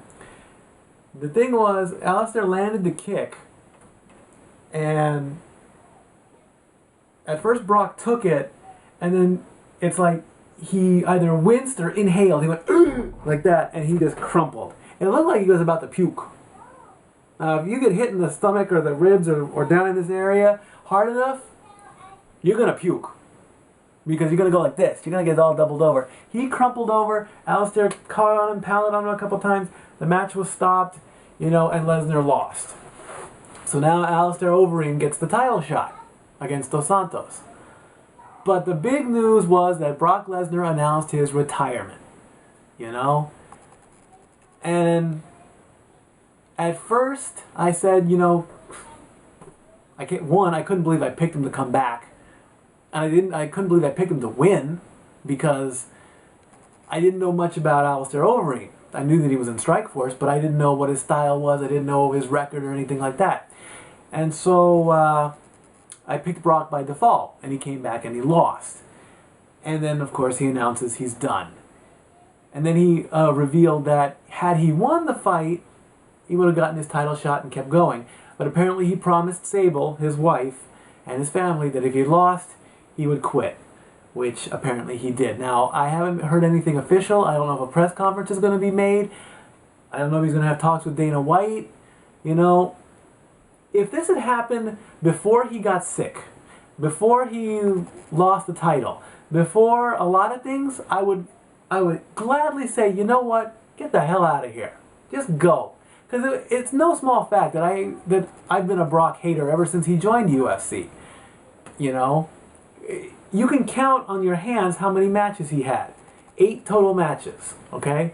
He fought Frank Mir and lost. He beat Heath Herring and won, which gave him a title shot against Randy Couture. Let's face it, Randy Couture was in his up in there in his career, and he was done. He beat Mir again in a rematch. He then who was next? I'm pretty sure after Mir, I believe that's when he lost it to Velasquez. I think I'm missing 1 or 2 in there. Didn't he beat? I think he beat Roy. No, he didn't go to Roy Nelson. Anyway, but you know, then he got sick. Then he lost the belt. Then the whole thing with the Undertaker happened, if you remember that, and as soon as he announced his retirement, rumors started going crazy that Brock Lesnar is the one behind the 2012 He Comes Back on Monday Night Raw. And if you're following Jim Ross on Twitter at JR's Barbecue, there's a plug for you, JR, he said it's a one-time thing. You know, plus Brock took some shots down here, so I don't think he's going to be able to physically perform. I mean, you lose a foot of your colon, you get kicked there. They thought he might have broken a rib, because let's face it, if you're getting kicked in your midsection, you're going to break a rib. So, you know, he is in no condition. I don't even think 2 months is enough time for him to come back. But, you know, so I'm kind of sad that Brock's going. I don't know what the details of his contract was. If he finished out his contract and lost, that's okay. But, you know, not to go out like that. I want to see, if you win a match and you go out, you're cool. If you lose a match and you feel like, no, I don't want to do it anymore, and that's kind of like going out like a chump. So, Brock, thanks for everything, and if you come back to WWE, you know, who knows what's going to happen. There's talk that he could go up against Taker at Mania, or there's talk he could just come back for a one-time thing. I really won't care either way, because I'm torn down the middle. The match you missed, by the way, is Shane Carwin. Shane Carwin, thank you. How did I miss Shane Carwin? That was a good match, too. So there you go. Carwin, Herring, Couture, Mir twice, Velasquez, and Overeem. And Min Soo Kim in debut. Dynamite USA in his debut. In his debut. There's one more, because he was 5-3 in his career, and I've only listed 7. Mir twice, Carwin, Herring. He's 8-3. 8-3? So 11 matches? Oh no, 8 total fights. 8 total 5-3. fights. Mir twice, Carwin, Velasquez, Herring, that Japanese guy you just said. Yeah. The Japanese guy, Min Soo Kim. Yeah. Herring, Couture, Mir, Carwin. Yeah. Then he lost to Mir the first time, Velasquez and Overeem. There you go. Step Boy approved. What's coming up in 2012? Well, a lot of things. One, new shirts are coming in. I kind of broke this news on an episode of After the Bell. Hopefully by the end of January, after you do your taxes, because you can do your taxes soon, I'll get that little ching-ching and all that, and some new shirts will come in. So those will go out nicely. A couple of you who have gotten shirts, thank you. A couple of you who haven't, or if I've made mistakes, don't worry, I will repair them. So you'll get shirts on that. That way approved. We watched New Year's Eve with Dick Clark, Ryan Seacrest, and Fergie and Jenny McCarthy last night. Now, before the main event, we had the pre-card. Like how I did that there? And they counted down the top 40 New Year's performances. Number 1 being Jennifer Lopez from last year. Big no-no. Too soon. Much too soon. A current performance is the top spot? No. No. There were much better performances than J-Lo. She looked hot in the bodysuit with the glitter and the sparkles, but no. Do I know which one was number 1 in my opinion? Not really, because I don't remember much about New Year's last night. Because I was tired and I went to work. There you go. Dick Clark, 82 years old. Looked okay, sounded horrible. I understand he had a stroke. I get that. Okay? I know what a stroke does to your brain. It paralyzes you, you know? And in a way, I kind of did his voice, you know, and I compared it to a Frankenstein monster. Mr. Dick Clark, I apologize for that. But do the voice. No, I'm not doing the voice. I cannot do the voice. I got decked for it last night 3 times. Jay decked me 3 times because I did the voice. Just watch the performances, okay? I cannot do the voice. I just can't. It's just so. It's just he talks like this. There, you happy? I did the voice. I am so gonna hear it from that one. I didn't want to do it. They made me do it. They tied my arm behind my back. But you know, somebody actually tweeted to JR's Barbecue at JR's Barbecue that Dick Clark's voice is worse than JR's Bell's palsy. That's a big red flag. That is not cool. You don't do that. The man had a stroke. He's sick. He's trying to recover. He's trying to fight on through. But at some point, you just got to say you're done. Like Kirk Douglas, he's in his 90s and he's still trying to go. So, you know, I don't want to see... I mean, Ryan Seacrest, you're no Dick Clark. You may have had a cool radio show. You may have done American Idol. But come on, you are not Dick Clark. You may be 40 years younger than him. You're a metrosexual. That's what you are. You are so metro.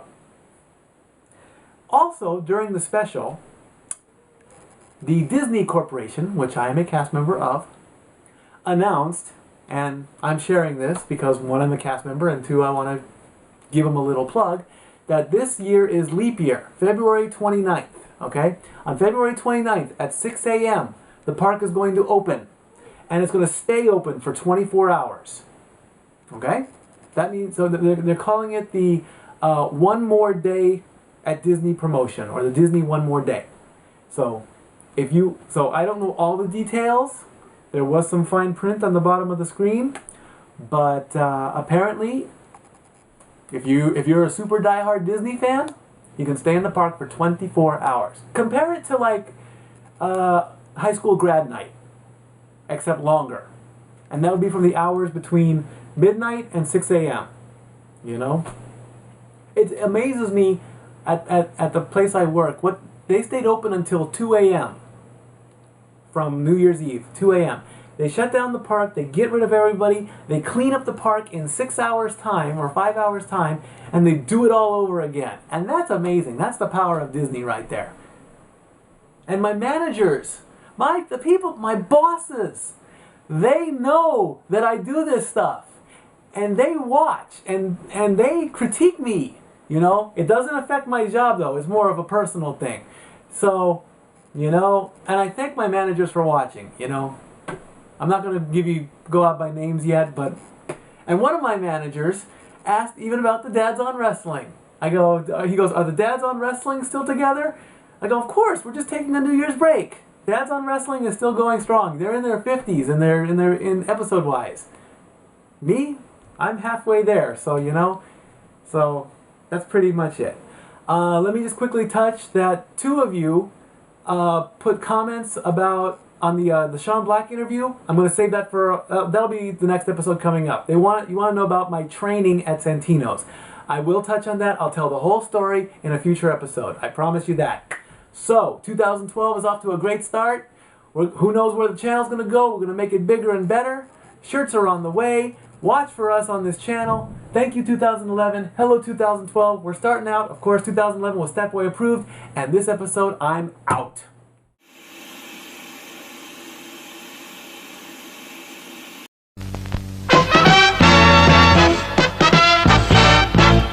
And now, preview time.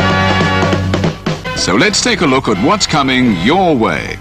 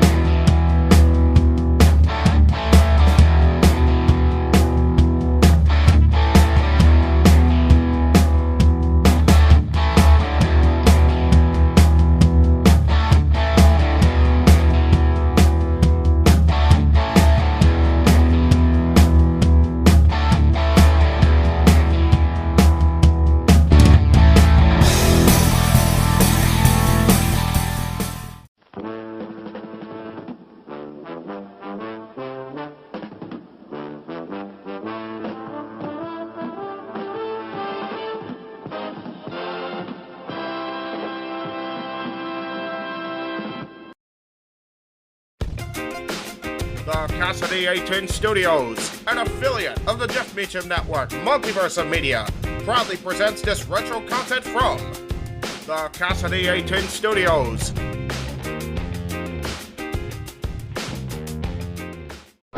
This is James Morgan, NWA and Mach 1 Wrestling Superstar. This is Chris Masters, the Masterpiece. This is Downtown Bruno. This is Eric Watts from WWE Tough Enough. Mikey Nova. Hey, what's up? This your boy, Sean Black. This is Jess Bella from Santino Brothers. Gorgeous Joey Chaos.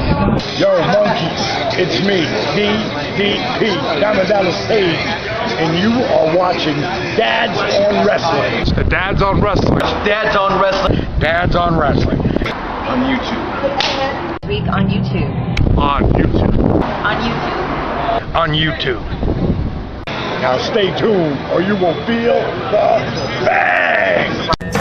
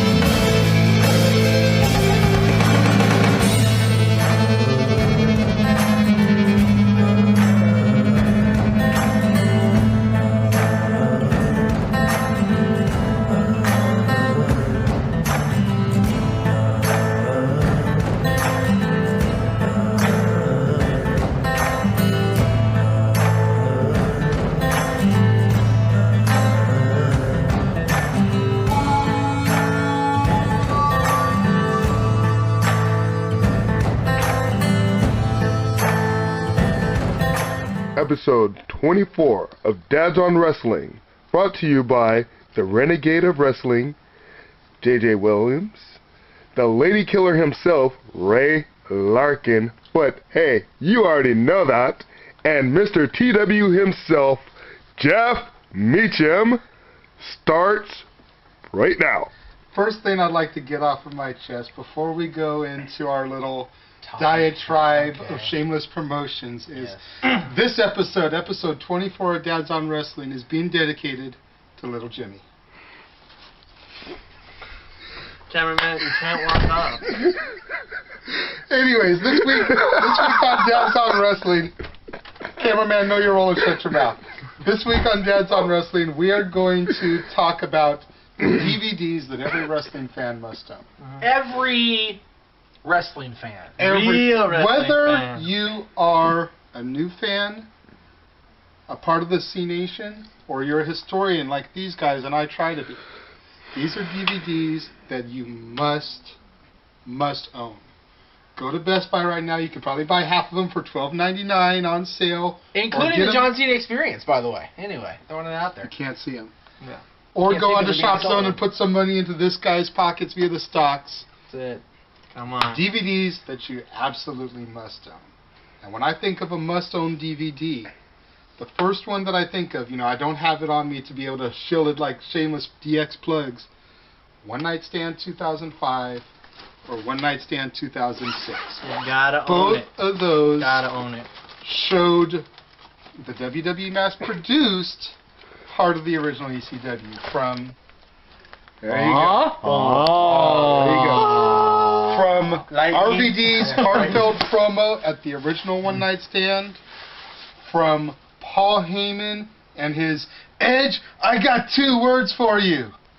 Matt freaking Hardy! I think that's 3 words. It was 3 words. From JBL beating the piss legit shoot style out of the Blue Meanie at the end. Which you didn't really see on the DVD, except the fact that Blue Meanie was a bloody mess after. To One Night Stand 06 with the epic Cena RVD battle where Cena tried like 5 times to toss his t-shirt to the crowd and kept getting thrown back at him. I'm pretty sure Jay got this hat from that night. I'm pretty sure JJ bought that hat. I've actually had this hat for a while, and this hat's a shout out to a special person out there. I'm not going to say any names. We all know who they are, that's right. You've been watching the show for us a couple weeks now, and we appreciate it, so this little shout out to you. You know who you are. You know who you are. But yeah, God help you for watching this. One Night Stand 2005 and 2006, I think, are must-owns. And after that, they're fail. So, yeah. After that, yeah. Bobby Lashley, ECW champion. Randy Orton versus Kurt Angle from One Night Stand 06 was epic. Yes. Good match. Even though neither one of them were ECW originals, that match had all the pizzazz of the old-school Guerrero Malenko belts in the original ECW. That match was just solid wrestling. Very true. Guerrero and Benoit. Actually, that was a good match itself. It was from 05. There you go. One Night Stand 05. Which brings us to another one. There you go. 2 must-owns. The Hard One of Knocks. which you can't even buy on Shopson anymore. Because he doesn't exist. Yeah. He's not there. Yeah. I don't Hard know Knocks, somebody's story. We don't know who the story that is, but you must get it. You must get it. It's a bunch of matches. That guy! Whoa! It's a bunch of matches against the Invisible Man, because if you can find a copy, he's just been blurred like a Cops episode. Yeah.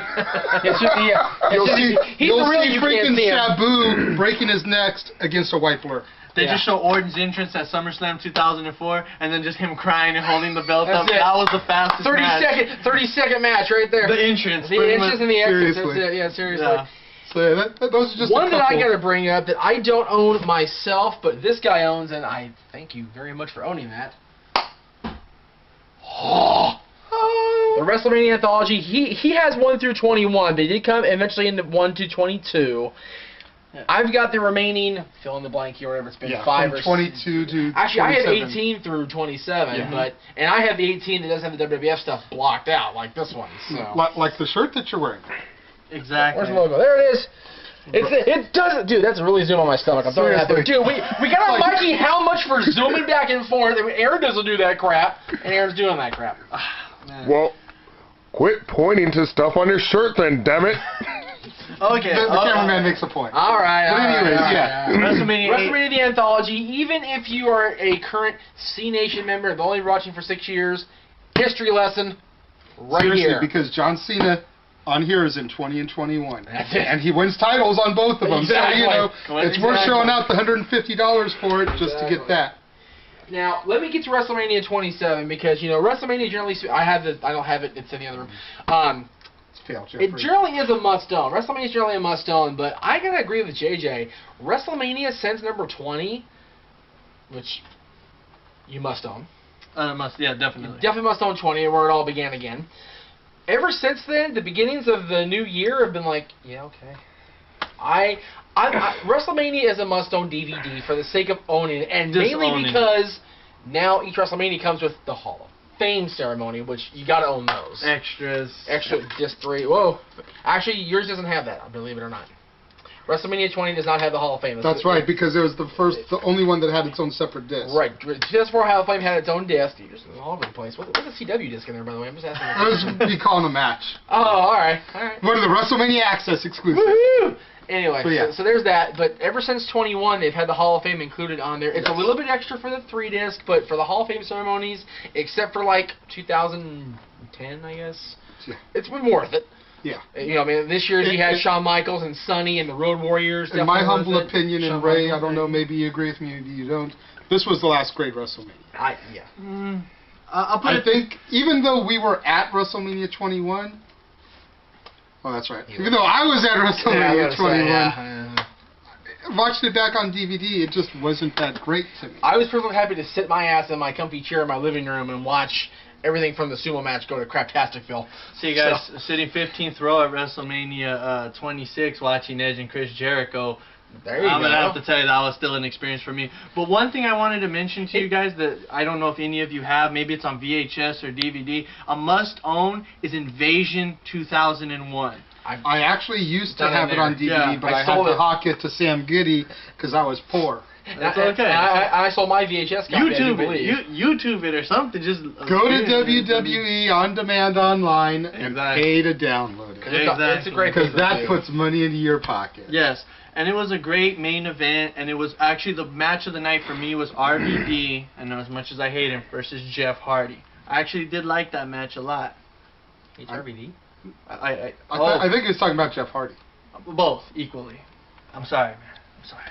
Long history. I was going to say, Jeff, I know you know the the Enterprise. Go back. Yeah, I you know the know. Enterprise history with RVD. I And by the way, know. I think I figured out who Seamonex is. I think that's one of the old RVD employees. Just Oh, yeah. Either that or some guy slept with his girl. In that case, I'm sorry, buddy. I mean, I'm sorry. I mean, she said you were a great guy when we were doing it. I mean, Anyways. Not his fault. You weren't getting the job done. Okay. More DVDs than Ray has. Get the DVDs than Ray has. The greatest stars of the '90s. I mean, this is what I grew up on. These are the guys. And let me also go ahead and throw in the 80s one, especially for you new fans, the C Nation, the Dolph Ziggler fans, Zack Ryder, woo woo woo. You know it. You know, all you guys need to go out and get this and the greatest superstars of the 80s. Get caught up on your Sergeant Slaughters, your Junkyard Dogs, your Bret Harts. Old school Undertaker, Yes. old school Rock, you know, Hollywood Hogan's on here, Shawn Michaels on here, Owen Hogan's Hart. on both freaking discs. I As mean, he seriously. should be. As he should. Now, even the Lex Express is on that damn DVD. Lex Luger's on this one? Oh yeah. That's fair. Don't worry, CM Punk out. Okay. CM Punk, man, CM he's Punk. I know what you're. I know what you're. Come on, Lex Luger is not a great At least, star. at least if you're going to throw it, make sure it's in a clamshell case like this where the disc can't just pop out. Hey, if you guys ever buy SmackDown vs. Raw 2011, Lex Luger is the downloadable content, the secret character, and the funny thing is, he comes out to the theme song, "I'll be your hero," and he comes out all hyped to that slow ass song. I mean, you should just even kind of like watching Jeff Hardy's TNA entrances. Modest to the top. Yeah, and he comes out all fast to a slow ass song. It's like, fail, man, fail. Anyways, another one that Shawn Michaels from the Vault. That's honestly, any of the Shawn Michaels DVDs, because not Boyhood Dream. Boyhood Dream is good if you like looking back at that year that he was on top. That one's good. It's and you only want to pay like $3.99 for it. Right. Heartbreak Triumph was awesome bio. The matches selected. Not as good. But My Journey just got that the other day at Best Buy for $12.99, and limited time offer. Limited time only, and it was the shit. Michael Cole in his infinite non-douchiness for once. Big shout out to Michael Cole for not being a tool. For not being a tool for the whole DVD. It was awesome. we're starting to see glimpses of that Michael Cole again on Raw lately. Glimpses. Michael Cole has been such a troll lately. I thought he used to work for Handy Manning. I'm just throwing that out there. Sorry. We are dads on wrestling. The DVD got emotional for me, especially when you start talking about his family and everything like that. Definitely. Real emotional and everything like that. Also, come on, Put guys. the hand down, cameraman. I'm sorry, there's not a best of Booker T yet. I see you trying to do the five, but there is no best of Booker T. I'm sorry. Or Barry Horowitz backhand. Tell me he did not just say that. I totally did. We are saying the guy that we tried to plug on the original episode 21, and kind of went overboard a little bit. But Edge, honestly, even though it's totally done in kayfabe, the talking is done in kayfabe, I got to give it ups because the matches on there are just phenomenal. Speaking of phenomenal matches and DVD altogether, from one Canadian to another, seriously, Bret Hart, the best there is, was, and ever will be, Heart and Soul, the Hart Family Anthology. This is probably about as close as you're going to get as a DVD with Owen Hart. Seriously. Yep. I agree. And they even mentioned Teddy, who only worked in developmental for like a cup of coffee. Yes.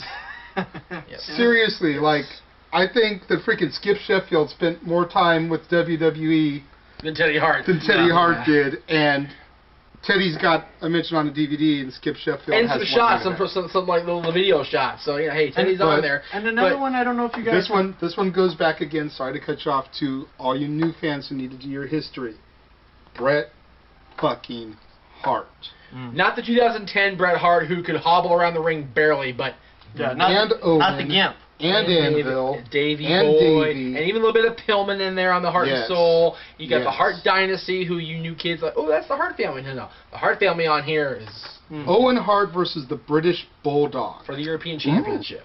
Keith, Bruce, and Bret Hart versus the Kiwis and Dynamite Kid. Dynamite Kid's on there.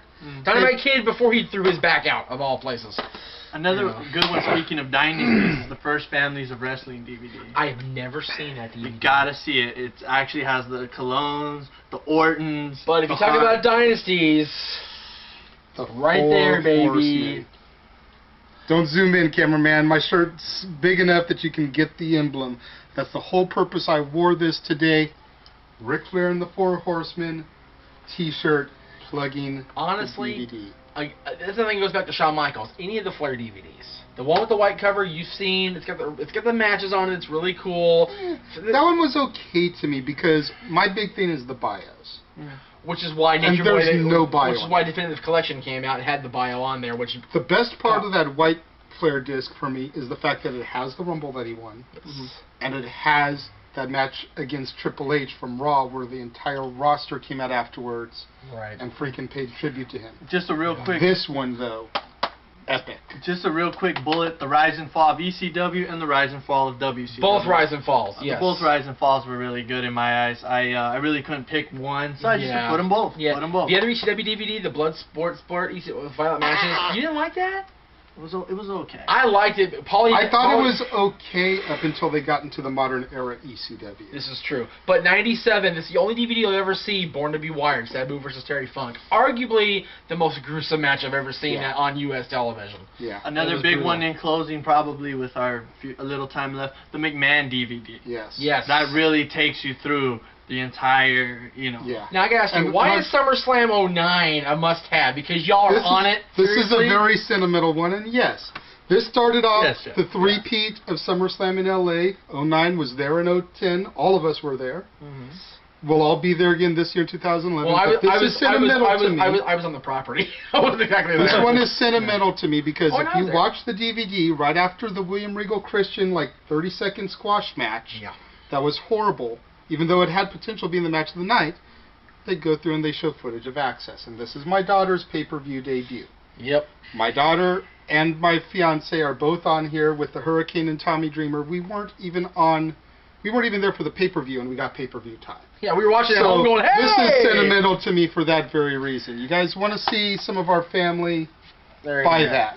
And if you watch the CM Punk Jeff Hardy ladder match, I'm in the first row, telling off Jeff Hardy, right when I believe he throws him into the corner, into the corner ramp right there. And it looks like we're getting the wrap-up. We are getting the wrap-up. Sorry, Eggs. Sorry, I know guys. you took a picture of Jeff Hardy when he fell. Fail. Modest to the top. Dude, I mentioned you. For Dads on Wrestling, I'm the Renegade of Wrestling, JJ Williams. Lady Killer Ray Larkin. But Mr. you already know that. Mr. TW Jeff Meacham. I'm getting the wrap up here. I'm going fast. Stomping on each other, yeah. I know, seriously, we're completely stomping all over each Worse other. than Sin Cara's finisher. Nothing's worse than that. We'll see you next time.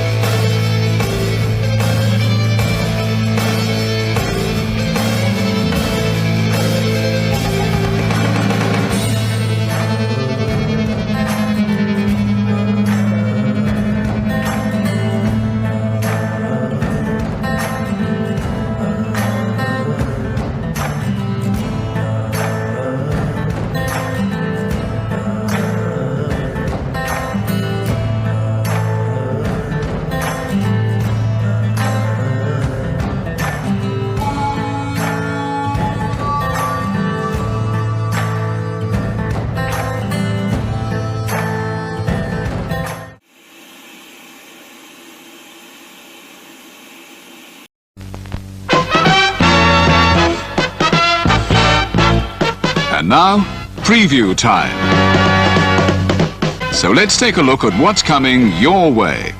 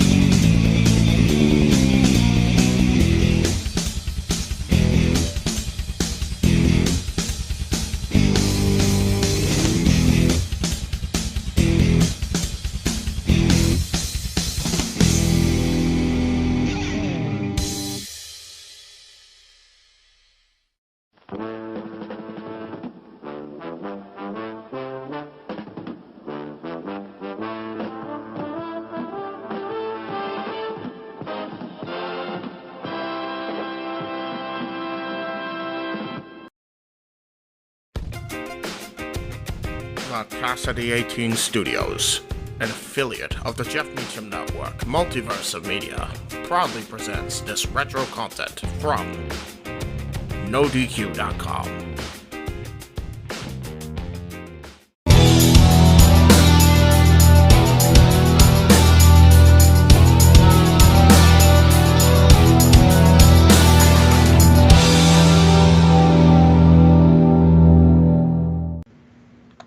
Welcome, No DQ Galaxy, to this week's No DQ review, and I am Virtue, the biggest Chris Jericho mark there is, there ever was, and there ever will be.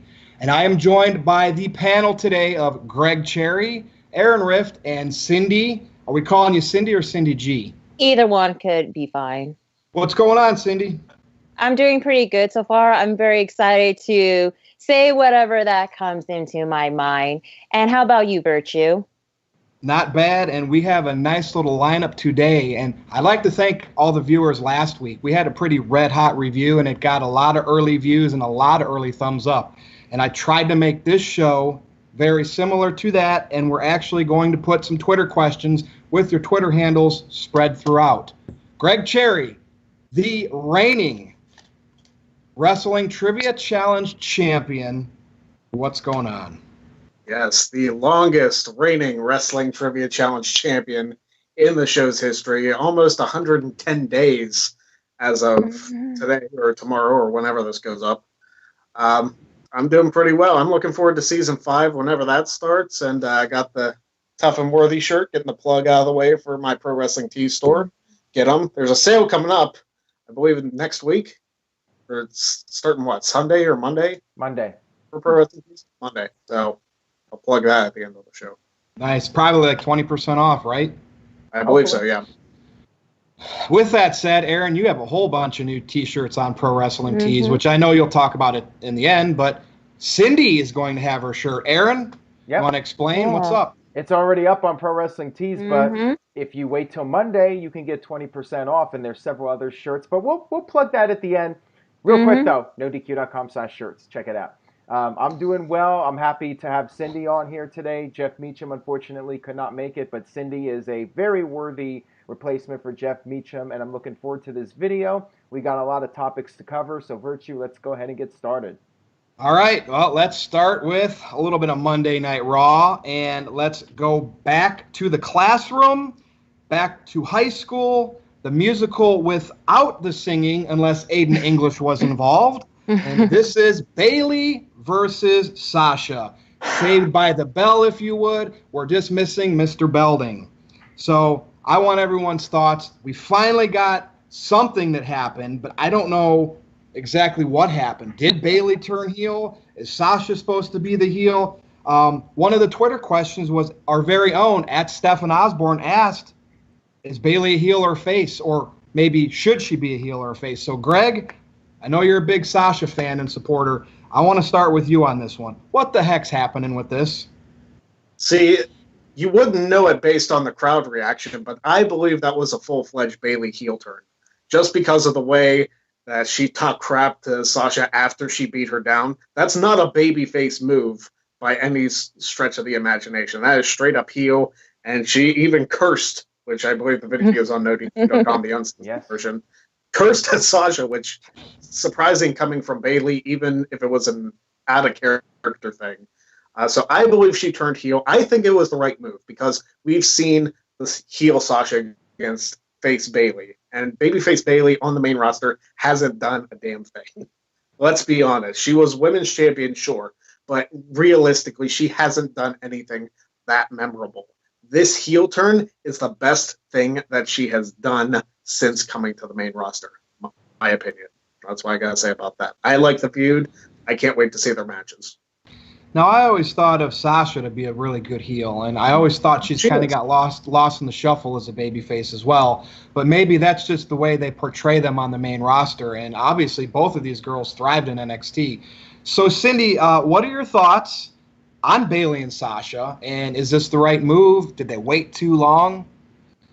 Honestly, to say is, I feel this has gone way too long with these feud. I mean, we were supposed to be having this particular feud at WrestleMania 34. It did not happen. To me, I kind of slowly dying down to this whole Bayley and Sasha situation afterwards. Like, it made me feel bad for both ladies that they have to keep going on with this whole rivalry. And I don't know who is turning heel or not, but with that particular situation with Bayley that happening on Monday Night Raw, I technically don't feel that she is turning heel, not just yet. She's just proving a point to Sasha that she can be as tough as and aggressive to her. And especially with that cussing, that is kind of like pretty interesting, but you can hear the whole crowd reactions to it. But to me, I feel that her heel turn is too soon to tell. But what I would like to see, and I've been waiting for so long, is to see Sasha turning heel, but it didn't happen.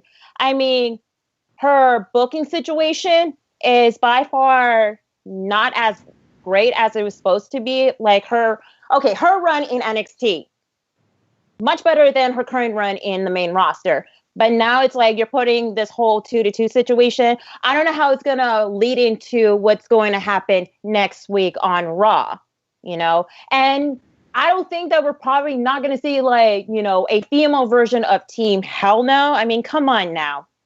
Oh, well, the hug it out stuff. Yeah. Well, we'll definitely talk about Team Hell No in this show. Aaron, is there really true heels and baby faces today? Great or is question. it because they're back and forth all the time? So is it just whatever that week they need them to be? Yeah, there might not even be a heel turn for all we know. I think there's a possibility they'll just be shades of gray, both of them. I felt like it was sort of a heel turn because Bayley was acting like a heel, as you said, Greg, standing over her, trash talking her. But at the same time, like what Cindy said, it was just more Bayley showing an aggressive side, which doesn't necessarily mean a heel turn. So I think it could go either way. And who knows, maybe if it was designed as a heel turn and WWE saw that reaction, they'll change course next week and they'll make Sasha the heel. It's hard to say right now. It could go either way. Greg, is there anything else you would like to add about this? I do, because if this was Bayley showing her aggressive side, she is a year plus too late. Yeah. Because the Alexa Bliss Bayley kendo stick on a pole match, she was, that match I think is what killed her main roster run. So this is not like a babyface Bayley taking it out on Sasha. I still think it's a heel, because babyface Bayley would not do that, because we've seen babyface Bayley not have that kind of aggression. So I take it as a heel turn. But even if it was, they could just change course next week and go in a different direction, because it could just be Bayley showing a more aggressive side. I don't know, and that's the problem with the storyline. Nobody really knows. But at the same time, it's the first thing that's happened in this feud that makes me actually interested in seeing them fight. So on that note, I label it a success. Virtue? Well, she's going to counseling, so wouldn't that be interesting? The same week they bring Team Hell No back, if Dr. Shelby comes back and is the counselor for this. What they should do, I mean, if Bayley is truly going to be the heel, and they do want to go with that, no shades of gray, come on. Have her beat up the counselor next week. But, again, it's too much these days, so that's really all I have to say about it. Stay tuned. Let's see what happens next week on the Saturday morning after school special. So, I even found that picture online of Bayley and Sasha standing in front of the lockers, and I just stared at it. There was from a Raw. So, moving on, the Universal Championship. Was it the right booking decision to put it on Brock Lesnar? Because there's a lot of heat with him never being there, the title never being on TV, or was this simply a bad idea? From a business standpoint, we all understand why Vince McMahon does the things he does. Brock makes the most money out of anybody. But does the limited dates, does the limited defenses, does it make that title more prestigious, or does it actually diminish it?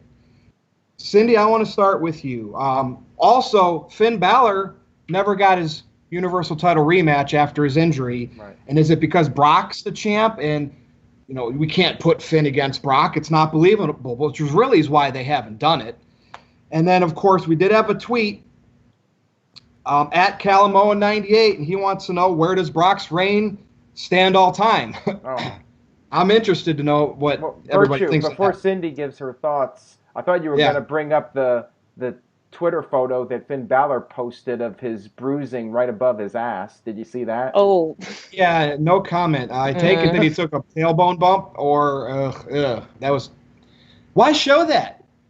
Oh, because I think they're trying to subliminally get the pardon me, gay angle over with him. They are. But The they're gay just not angle? Yes, absolutely. Absolutely. If this was the Attitude Era, it would have been full-blown out there. He would be a gay character. By the way, on that TV. was my AJ Styles reference, which nobody got. But he's doing it with the whole Balor Club movement, the rainbow on his tights. That's cool. Nothing against that. But it's just weird. Why tweet that? Anyway, Cindy, so what about this Universal title reign? Was it the right thing to do? Honestly, to say this, and I've been saying it in past videos, the Universal title has already lost its credibility because, number one, Brock Lesnar, he is the Universal Champion. He's just a part-time roster star. Like, seriously, like, he always come and go, like, whenever there's, like, a major pay-per-view going on. And I feel that it's a really bad decision for WWE to put Brock as a reigning Universal Champion because there's no any other opportunities whatsoever just to have these guys to get like a title opportunity. I understand, yes, Finn Balor should have a rematch, but I understand with WWE's logic, they're just protecting Finn from his previous injury, which I don't blame them, but I would like to see him getting a rematch. Not just him, but also Kevin Owens as well. I mean, he did lost his Universal title to Goldberg, which is, of course, is a blatant bad decision. Hey, Cindy, and guess what? The previous Universal Champion was Goldberg, a part-timer. That title is getting that stigma. Exactly. Like, even though, like, having, like, a part-time title, it doesn't even bring into, like, the higher caliber for that.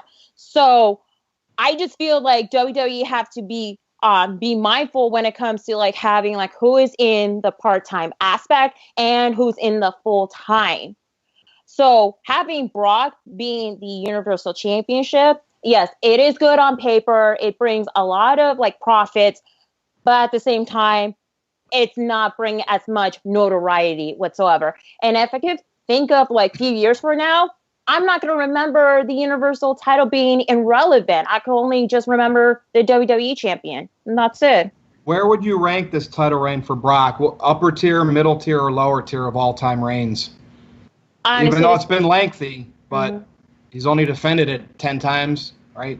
Mm-hmm. Where would you rank it? Upper, middle, or lower? It's going to have to be lower. That's all I have to say, because there's no credibility. No procedures going on. I feel like the WWE Championship and the Intercontinental Championship are in the higher ranks. I'm sure. Aaron, I'm going to pass it on to you. I'm going to pass it on to you next. Yeah. Go ahead, man. Well, there's several issues. I think one issue is that it was already done. Brock Lesnar already had the WWE title reign back in 2014 as a part-timer where he only showed up once in a while. So when you do it again, it gets boring. And this second reign, this Universal title reign, has been way longer than the first one. If you believe the internet reports, the original plan for WrestleMania this year was for Roman Reigns to beat Brock Lesnar.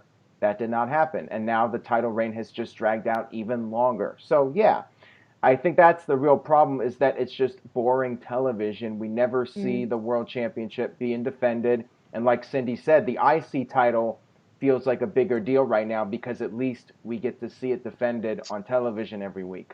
So yeah, I am definitely in the camp of Brock Lesnar as Universal Champion is boring for the viewers. Business-wise, I'm sure WWE can argue that it's adding credibility because people believe Brock Lesnar as the guy. Whatever. I'm just bored with it personally. I'm bored with the Paul Heyman promos, even though I love Paul Heyman. I mean, what does that tell you? That's pretty much all I have to say about it. Greg, your thoughts? Just for clarification, what's the Universal Championship again? I don't remember because we don't see it ever. That's a good point. It's the John Cena title. Yeah, you can't see it. To quote Jeff Meacham, here's the thing.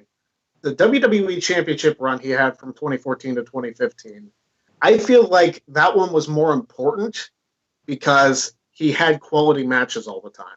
Yeah. This reign with the Universal title, one of his best matches, realistically, was his match against Goldberg where he won it.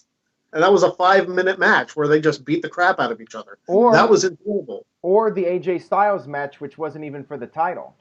Yeah, that one. But of course, AJ Styles. I mean, how can we? It's very hard to get a disappointing match out of AJ Styles. Right. I'm not saying it's not possible, but it's hard to do.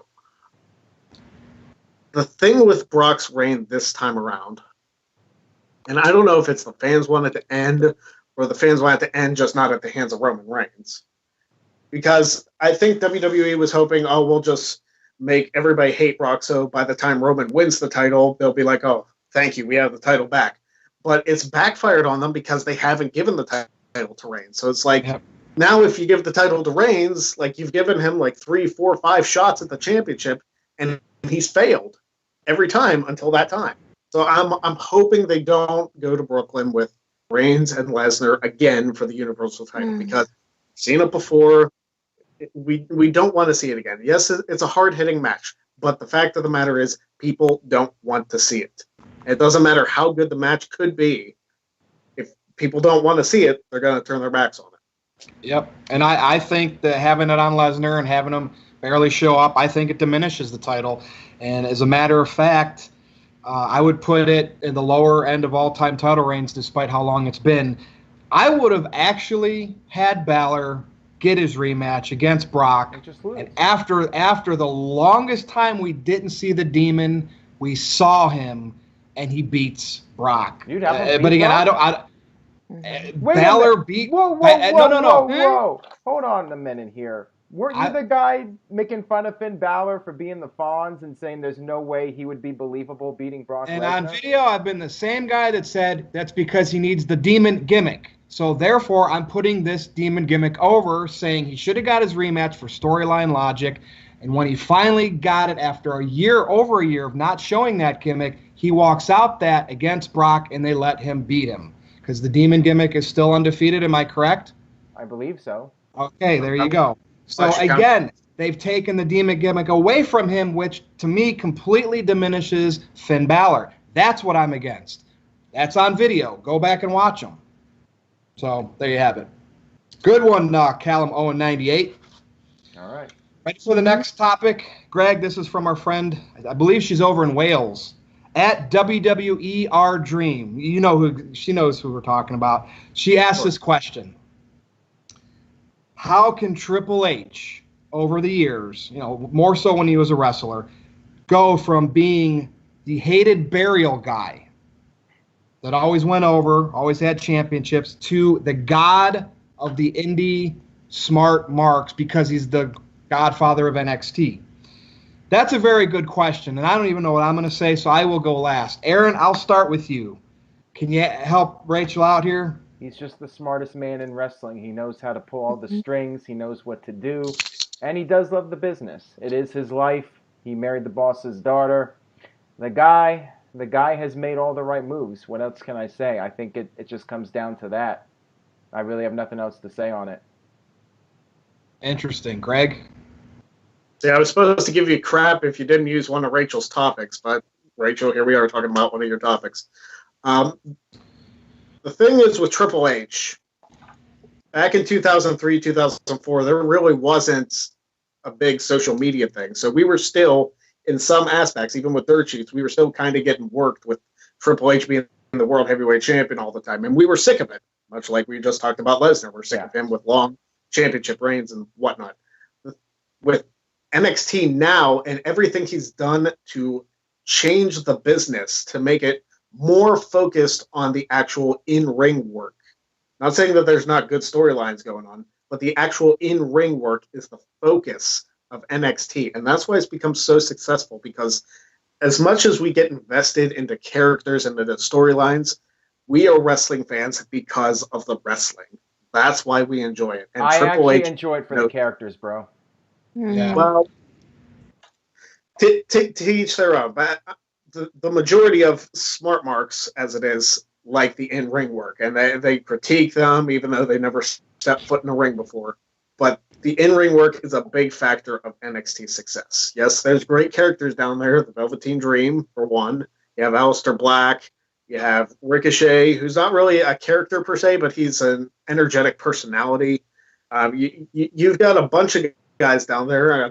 I'm sure I'd be listing the entire roster at one point. Right. But you've just got a great group of people down there busting their butts to put on the best show in the world. And it's showing, and it works. Triple H knows how to please the most diehard fans, I will say that. So, a success, small term, yes. Major, it's not. It doesn't draw casuals. That was it product, sold out at Chicago? Triple H's vision.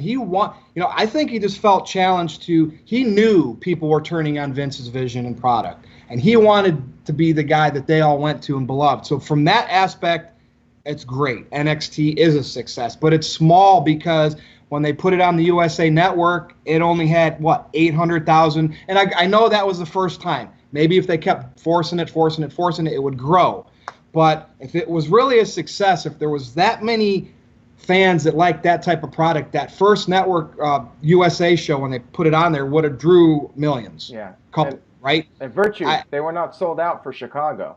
You're right. You're right. Now, I enjoy both. I like the in-ring wrestling product, 20, 30-minute matches, drama.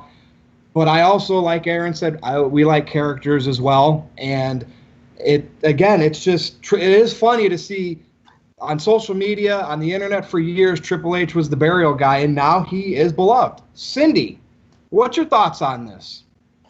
All I can say is that throughout the years, Triple H has been going through these transition from being an in-ring wrestler to now being in charge of NXT and 205 Live, even though it's just in the back burner.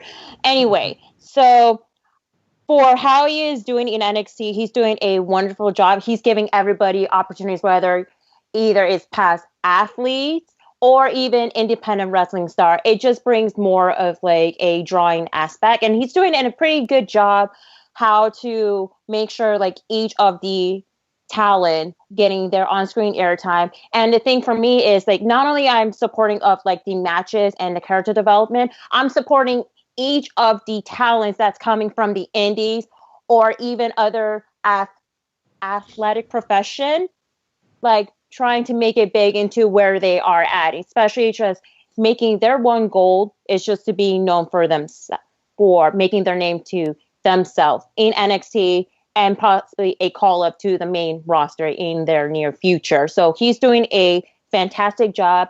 How he is doing right now, yeah. Now, we all know the wrestlers in NXT, their pay, I don't have the exact figures, but we know their pay scale is a lot lower than the main roster. So, for them, they want to make the main roster and they want to make the big bucks and support their family. Some people leave. When they do hit the big time, they're not happy with the creative and what they get. Cody Rhodes is one of them. Yep. Now, Aaron, Cody was able to sell this all-in event, 10,000 tickets, whatever, and it's sold out. But New Japan is struggling to sell tickets at the Cow Palace. So and NXT did not sell out in Chicago. So this is a niche. It's still a niche product, the in-ring wrestling work. People still want the stories, the drama, the soap opera.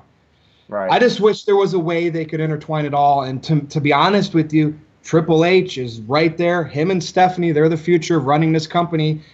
Triple H is already getting his yes men in, and I don't want to say yes men because I think Shawn is more than that, but I do like to see the team that he's building. I just hope when they do take over for Vince, that they do give a nice balance. So, something that Vince never really did. Vince was all about characters and his guys and stories. He didn't necessarily worry about the wrestling. Right. I just hope Triple H finds a nice balance. So I agree on that, and it's all about finding a balance, and I feel like NXT is a place for these guys to learn their craft and to prepare for the big time. With NXT, it wasn't sold out, but it's still 10,000 people there, and these guys are getting their feet wet. I think it's a good thing. I think Triple H is doing a good job with it, and I like variety. I do like different types of wrestling, and I think it's good to have different styles and just keep it interesting. When it's the same thing all the time, it gets boring. So I do like variety, and I am interested in this New Japan show just because it's something different for me. Yeah, I wish I could go to that one with you, man. And, but I had fun in Chicago, but you're going to have this one without me. Aw. Yeah. Well, Cindy will Speaking be of there. Styles, Yeah, I'll be there. Nice segue, Aaron. You said Styles. And this next question was from @Tito Wrestling. All right, Mr. People know who he is. And he asked us, our opinion, is AJ Styles, the WWE champion, to blame for SmackDown's viewership or not? Is it beyond that? So, Greg, I'll start with you this time. He asked that question. This is an interesting one. What do you think? It's easy to blame the champion, like who's supposed to be their main draw for the ratings, but for a couple months there, the writing on SmackDown, as much as we like to give Road Dogg crap, I don't, but people give Road Dogg crap. The writing on SmackDown was not fantastic. Lately, it's been getting better. There have become more reasons to watch SmackDown, and that's probably because they got the Fox deal going on next year, that they really want to ramp up the quality of the show.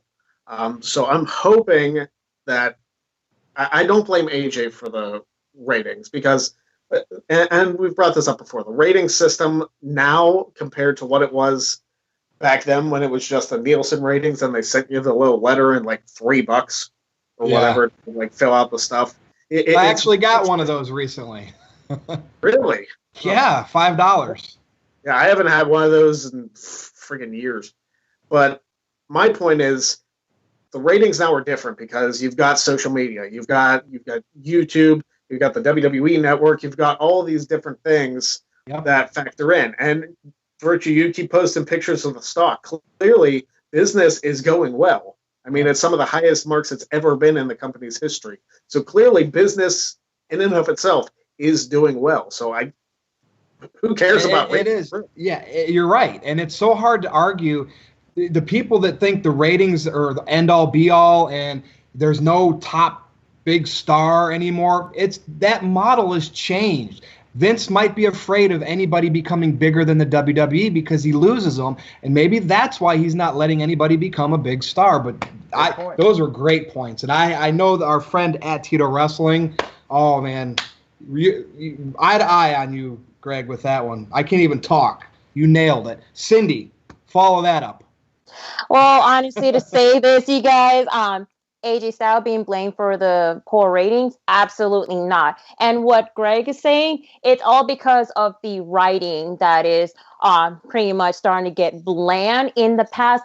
Even right before the Superstar shakeups this year, that SmackDown ratings has been pretty much lackluster, and with some of these storyline has been going on. But then right after the shakeup, it's starting to get as much better as it is, because we got like mostly the top tag teams from Raw coming into SmackDown. It seems to be much more better. And also we have like some of the debuts too, like Andrade Cien Almas and Selena Vega. Sanity, even though their lack of their build-up, especially like we haven't seen them up until the last SmackDown. Well, last week they debuted, and this week they came back with EY being the challenger for the United States title, which, yes, sadly to say. But then again, it's all about having like more of the aspects of how they're trying to balance each of these stars for that. With or without AJ being in SmackDown Live, it could set more of like a higher notoriety with other titles too, like the SmackDown Tag Team Champion, the United States Champion, and the SmackDown Women's Champion as well. Even though I'm not too fond of the current situation with the SmackDown Women's division at the moment, but they're trying to set like a balance to get everybody drawn into the attention for how each of the storyline will compel too. And those are good points. They have in a 2-hour show, which is right. I still feel they don't manage their time well. Do you remember back when, I hate bringing them up all the time, but Russo, and even when Heyman wrote, they got the most out of 2 hours, right? And so with that said, Aaron, I'll pass it on to you. You know what I think affects SmackDown's ratings? Not AJ. Everyone's burned out from 3 hours of Raw. That's a very solid point. I agree on that. And I just think that there is no real big mainstream star on SmackDown. As great of a wrestler as AJ Styles is, and as much as he appeals to the people that currently watch WWE, I don't think there's too many people outside of the wrestling bubble that know who he is. WWE doesn't have that mainstream star. And until that day happens, I don't think the ratings are going to go up again. Now, like you said, Virtue, you brought up a good point that Vince might not let it happen. He might not want to push one particular guy too strongly unless it's his hand-picked guy, like Roman Reigns or maybe a Braun Strowman. But yeah, until Vince finds that next guy that could be like John Cena that goes on the Today Show and does all the movies and media appearances, I think the ratings are going to be pretty much where they've been, and they'll just stay that way for the foreseeable future. And the bottom line is WWE's making a ton of money. They got the new TV deals. The contracts have been signed, sealed, delivered, and WWE will continue to do what they're doing, and they'll have success at it regardless of how big the stars become. It just doesn't matter at this point. Yep, and you notice that Rousey, when she's on Raw. When Brock's on, he's on Raw. You know, that's Vince's baby show, and he's always going to have the biggest stars. But did you see the press release where it said that SmackDown is the flagship show? Did you notice that? Well, yeah, they can say whatever they want. They're revisionist historians, right? Yeah. So, but you know, and I could now bring up Roman, as you said. Maybe Vince doesn't think Roman can be the next Cena, and that's why he hasn't won the Universal title, and you know he's still handcuffed to be. And it's crazy. We don't even Braun. We don't have, and people will argue maybe the talent is not good enough with these people to reach Stone Cold and The Rock level. I still think you don't know unless you're giving that opportunity. Those guys got that opportunity, and obviously their stars shined when they did. Today, I just don't think a lot of these wrestlers. I think the last person to get that opportunity was probably CM Punk, Cena too. Am I missing anybody? The last wrestlers to get that opportunity to shine?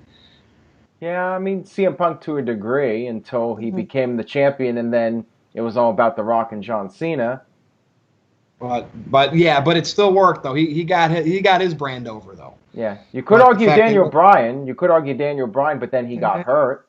Yeah, and I think the biggest thing for Daniel Bryan is he probably would have got over anyway, but Punk leaving definitely pushed Bryan up there. So very interesting though. Thank you, Tito Wrestling. Let's move on. This one's easy peasy. The Team Hell No reunion on SmackDown. Daniel Bryan and Kane. Greg, I'll start with you.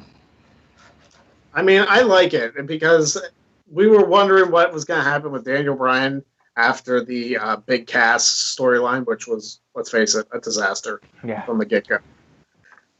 So putting him in a tag team title match they might be protecting him a little bit health-wise with this because of the nature of a tag team match. You don't have to work as much during the course of it. But it also gives fans a feel-good feeling because, let's face it, Team Hell No, one of the most entertaining teams of the last decade. Yeah. It's very hard to argue that point because the combination of, here's Kane, this monster, and Daniel Bryan, this little small guy, and they were arguing all the time, but it was funny. It was so entertaining. The stuff with Dr. Shelby, all the way through their tag team, it was fantastic. So I'm hoping that there's more of that to come just because of the entertainment factor. But I like it because it gives Daniel Bryan something important to do, something noteworthy to do, because nobody cared about his feud with Big Cass. Let's be honest. Mm-hmm. Yeah, I just hate filler and rehashing, and that therefore I'm not on that same side of the fence as you are with this, and I just hope it's short. I hope it's short and sweet. Well, I think it will be. Aaron Rift? Yeah, I think it will be short because Kane, I believe his election is the beginning of August, if I'm correct about that. So I think this is a one-off thing. Kane is most likely going to be retired after this election. He will most likely win, and that'll be the end of his wrestling career. I think this is just being done to take advantage of the timing. Kane is available, so why not have them reunite? Daniel Bryan is back. Kane is still available to wrestle, so do one more run with those guys. I could see them possibly winning the titles and then losing them back right away, but It's interesting because I don't know if Bryan's going to be losing any more matches at this stage of the game. I don't think he should, since my gut feeling is it's going to be Bryan versus AJ or Bryan versus Miz at SummerSlam. But maybe there'll be one more feel-good moment with Kane and Daniel Bryan winning the title. Cindy, if it was you, would you have them win the titles one more time and then lose it back right away, or would you just have the Bludgeon Brothers win at the pay-per-view? Well, that's a pretty interesting question because the thing is that since Kane has some availability until August for his election and for how they're going to build with that storyline, I feel that Team Hell No will probably win their SmackDown Tag Team title at Extreme Rules, but then again, lose it at SummerSlam to like any other tag teams besides the Bludgeon Brothers as well. So it kind of sets apart for not just Daniel Bryan to have a feel-good moment, but also having like more of a legacy for Kane since he's been with WWE for X amount of years. And with that tag team championship, it could be like a one last accomplishment for him. But overall, with Team Hell No reuniting, that kind of sets like a very amazing feel-good moment. And like next week, we'll have probably a return of Dr. Shelby just for Raw, but maybe we'll probably see him again on SmackDown Live since Team Hell No is one of Dr. Shelby's success story, you know? Yep. Well, you know what would be cool, Cindy, is if we don't get Dr. Shelby on Raw for Sasha and Bayley, that The Miz brings him in to try to create turmoil with Kane and Daniel Bryan. Ooh. I want to see more Miz. I mean, I know they're waiting. I guess I've come to grips with that. This is another one Rachel asked. They're going to wait. And I will wait till we get to the main event. I have a great idea for WrestleMania next year. But I just want to see, they don't have to fight. I would just like to see more of Miz meddling with Bryan. Build it. Everybody knows what I'm talking about. Yeah. So David, I got a question for you. Would you do Daniel Bryan versus The Miz at SummerSlam, or would you save that for perhaps WrestleMania? Hold that question for the main event. We'll bring that back. Okay. Yes.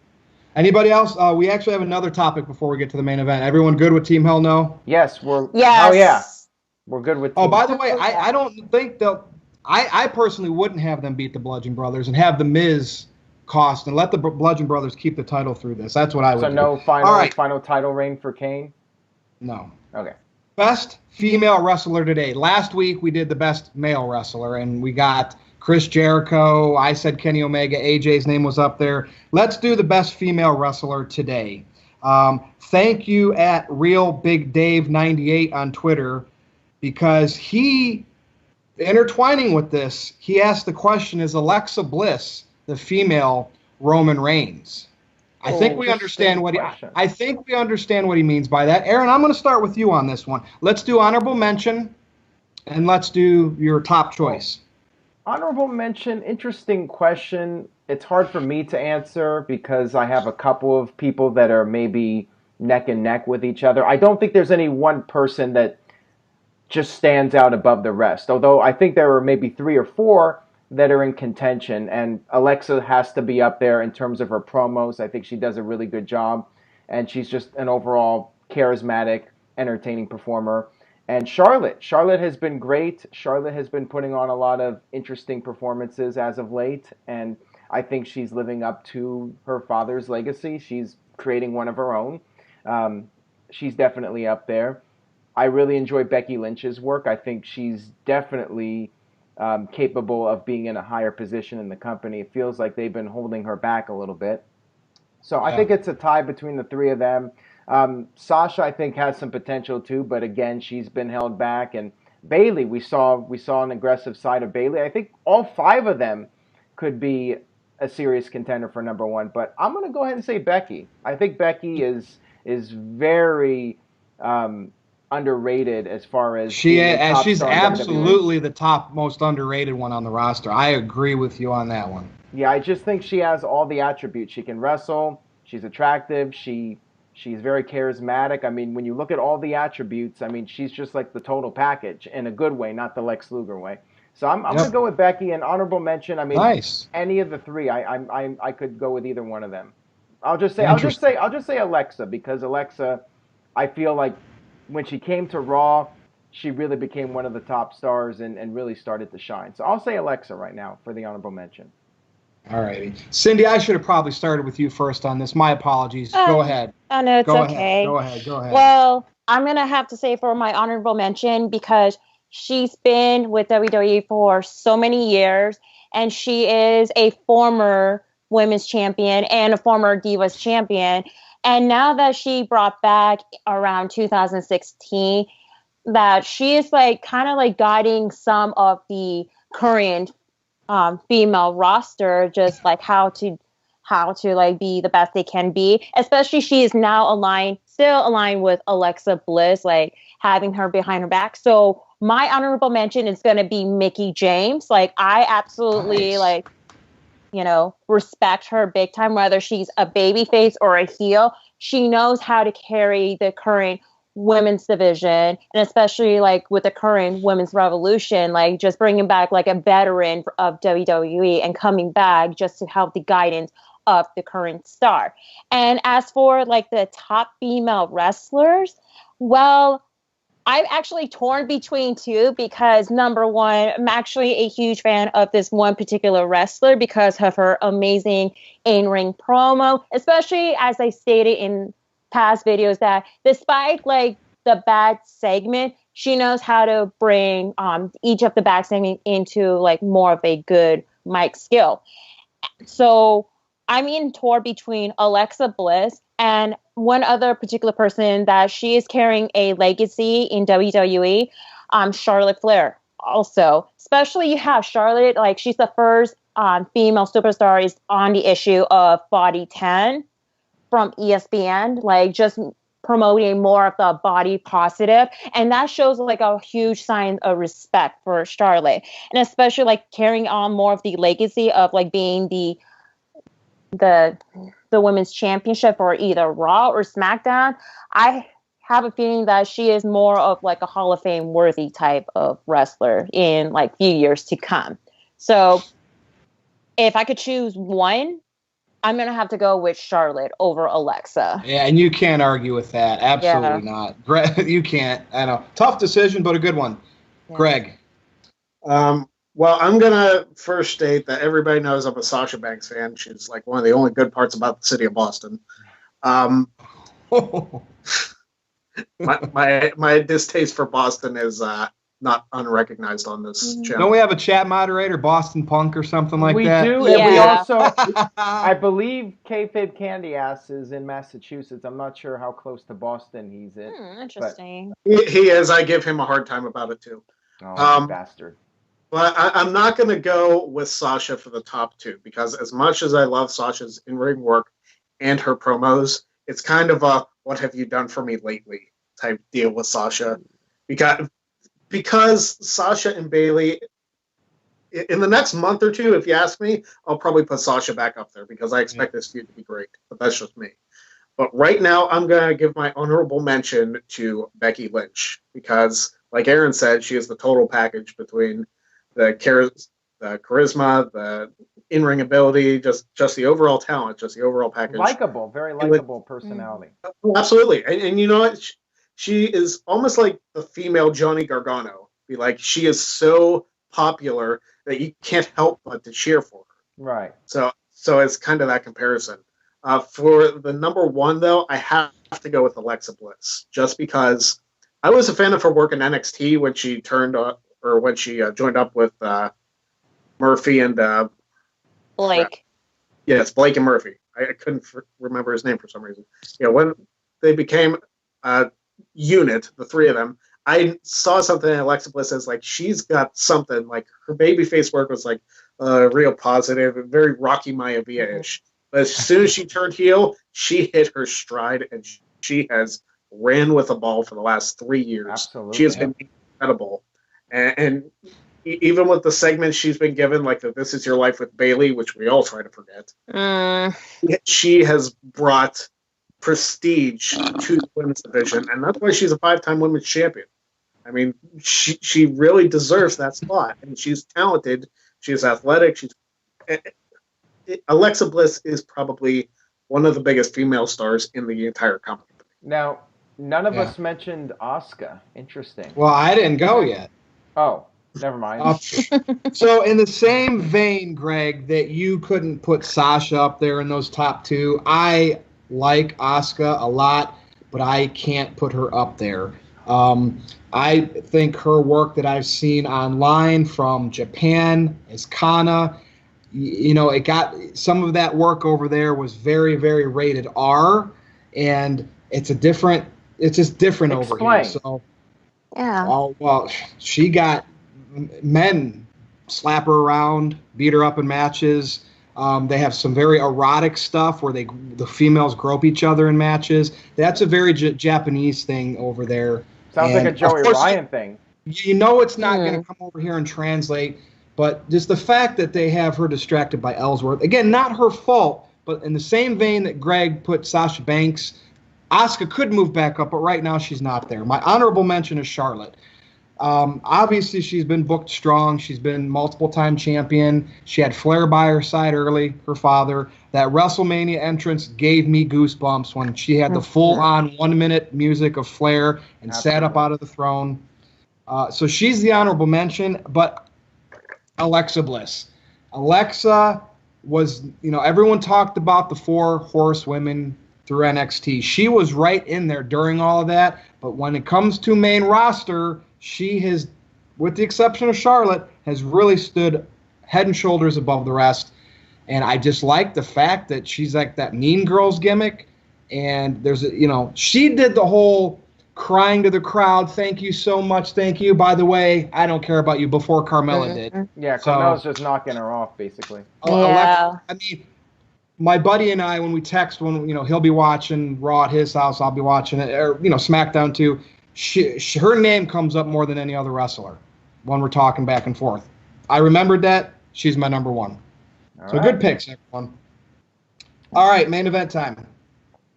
And for our main event, I wanted to ask this question to everybody. And we might have done this before, but I don't know. Something's come up, and I want to do it again. Well, I thought you were going to address the question I had for you earlier. It'll get there. All right. What match would you showcase if you were Vince McMahon? What match would you showcase at next WrestleMania? Cindy, I'll start with you. One match that you can showcase. You know how they always have multiple main events, so you don't have to feel like you have to pick what the main event is going to be, the one that's going to go on last. Maybe it will, but what would you push hard, and why for next year's Mania? For next year's Mania, there's this one particular wrestler that never gotten a chance to compete in WrestleMania due to the fact of his numerous injuries. And I feel that for next year's Mania, he definitely needs to have his Mania moment. And I would like to see the feud that has been waiting for, that's supposed to be making things happen. I would like to see AJ Styles versus Samoa Joe. Interesting. Like, ever since Samoa Joe debuted in the roster, he was there for a brief time and then he got injured.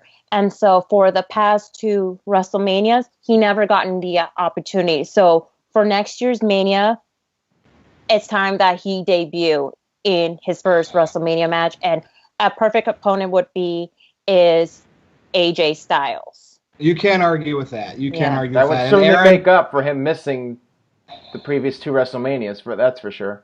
Normally I go last. I like that. And I'm going to go because, Aaron, you did ask me this question. I don't want you or Greg taking my thunder here. If I was Vince McMahon, this not only would be next year's WrestleMania main event, it would go on last, and I would put all my eggs in the basket on this. At some point, I would have The Miz win the WWE Championship. Okay? Have him finally look strong. No more chicken shit heel stuff. And I would have Daniel Bryan win the 2019 Royal Rumble. And your main event is the chase since his return. Daniel Bryan goes all the way to WrestleMania, goes on last against The Miz. The heat is brought back up from this feud that started last year just because of verbal promos, and the payoff would be Daniel Bryan finally wins back the WWE title. To me, you could go to their houses and film promos. You have the wives. You could have the kids involved in the crib playing. You could make this such a story, which is what Vince McMahon wants. That's what I would do. And remember I said strike while the iron's hot with Miz and Bryan? The only time I'll retract that is if they went this route. Right. Greg. I want Aaron to go next because I have a very interesting pick that I don't think anybody's going to think of. So okay, yeah, I don't think I'm going to think that what you're thinking of, but see, Virtue, I really like your idea, and that would be like right up there. The only other match that I would think of at the top of the list would be Daniel Bryan versus AJ Styles. Now, the question is, will WWE do that at SummerSlam or save it until WrestleMania? See, I actually like your idea better, Virtue, because I like the idea of a strong babyface versus a strong heel for the WWE Championship at WrestleMania. And the wives could be part of the story. I mean, that's just brilliant. You know what I mean? Yeah, I just think the promos leading up to it would be hot. I think it would be really hot to do that. The thing about AJ Styles and Daniel Bryan is I feel like it would almost be too much like AJ Styles versus Nakamura with the two baby faces heading into WrestleMania. But that's still a dream match, and they're either going to do AJ and Bryan at SummerSlam or WrestleMania if I had to make a prediction. So it's just a matter of what they do. My gut feeling is they're going to do Bryan and Miz at SummerSlam, and they're going to do AJ and Joe. They're going to do that match at SummerSlam as well.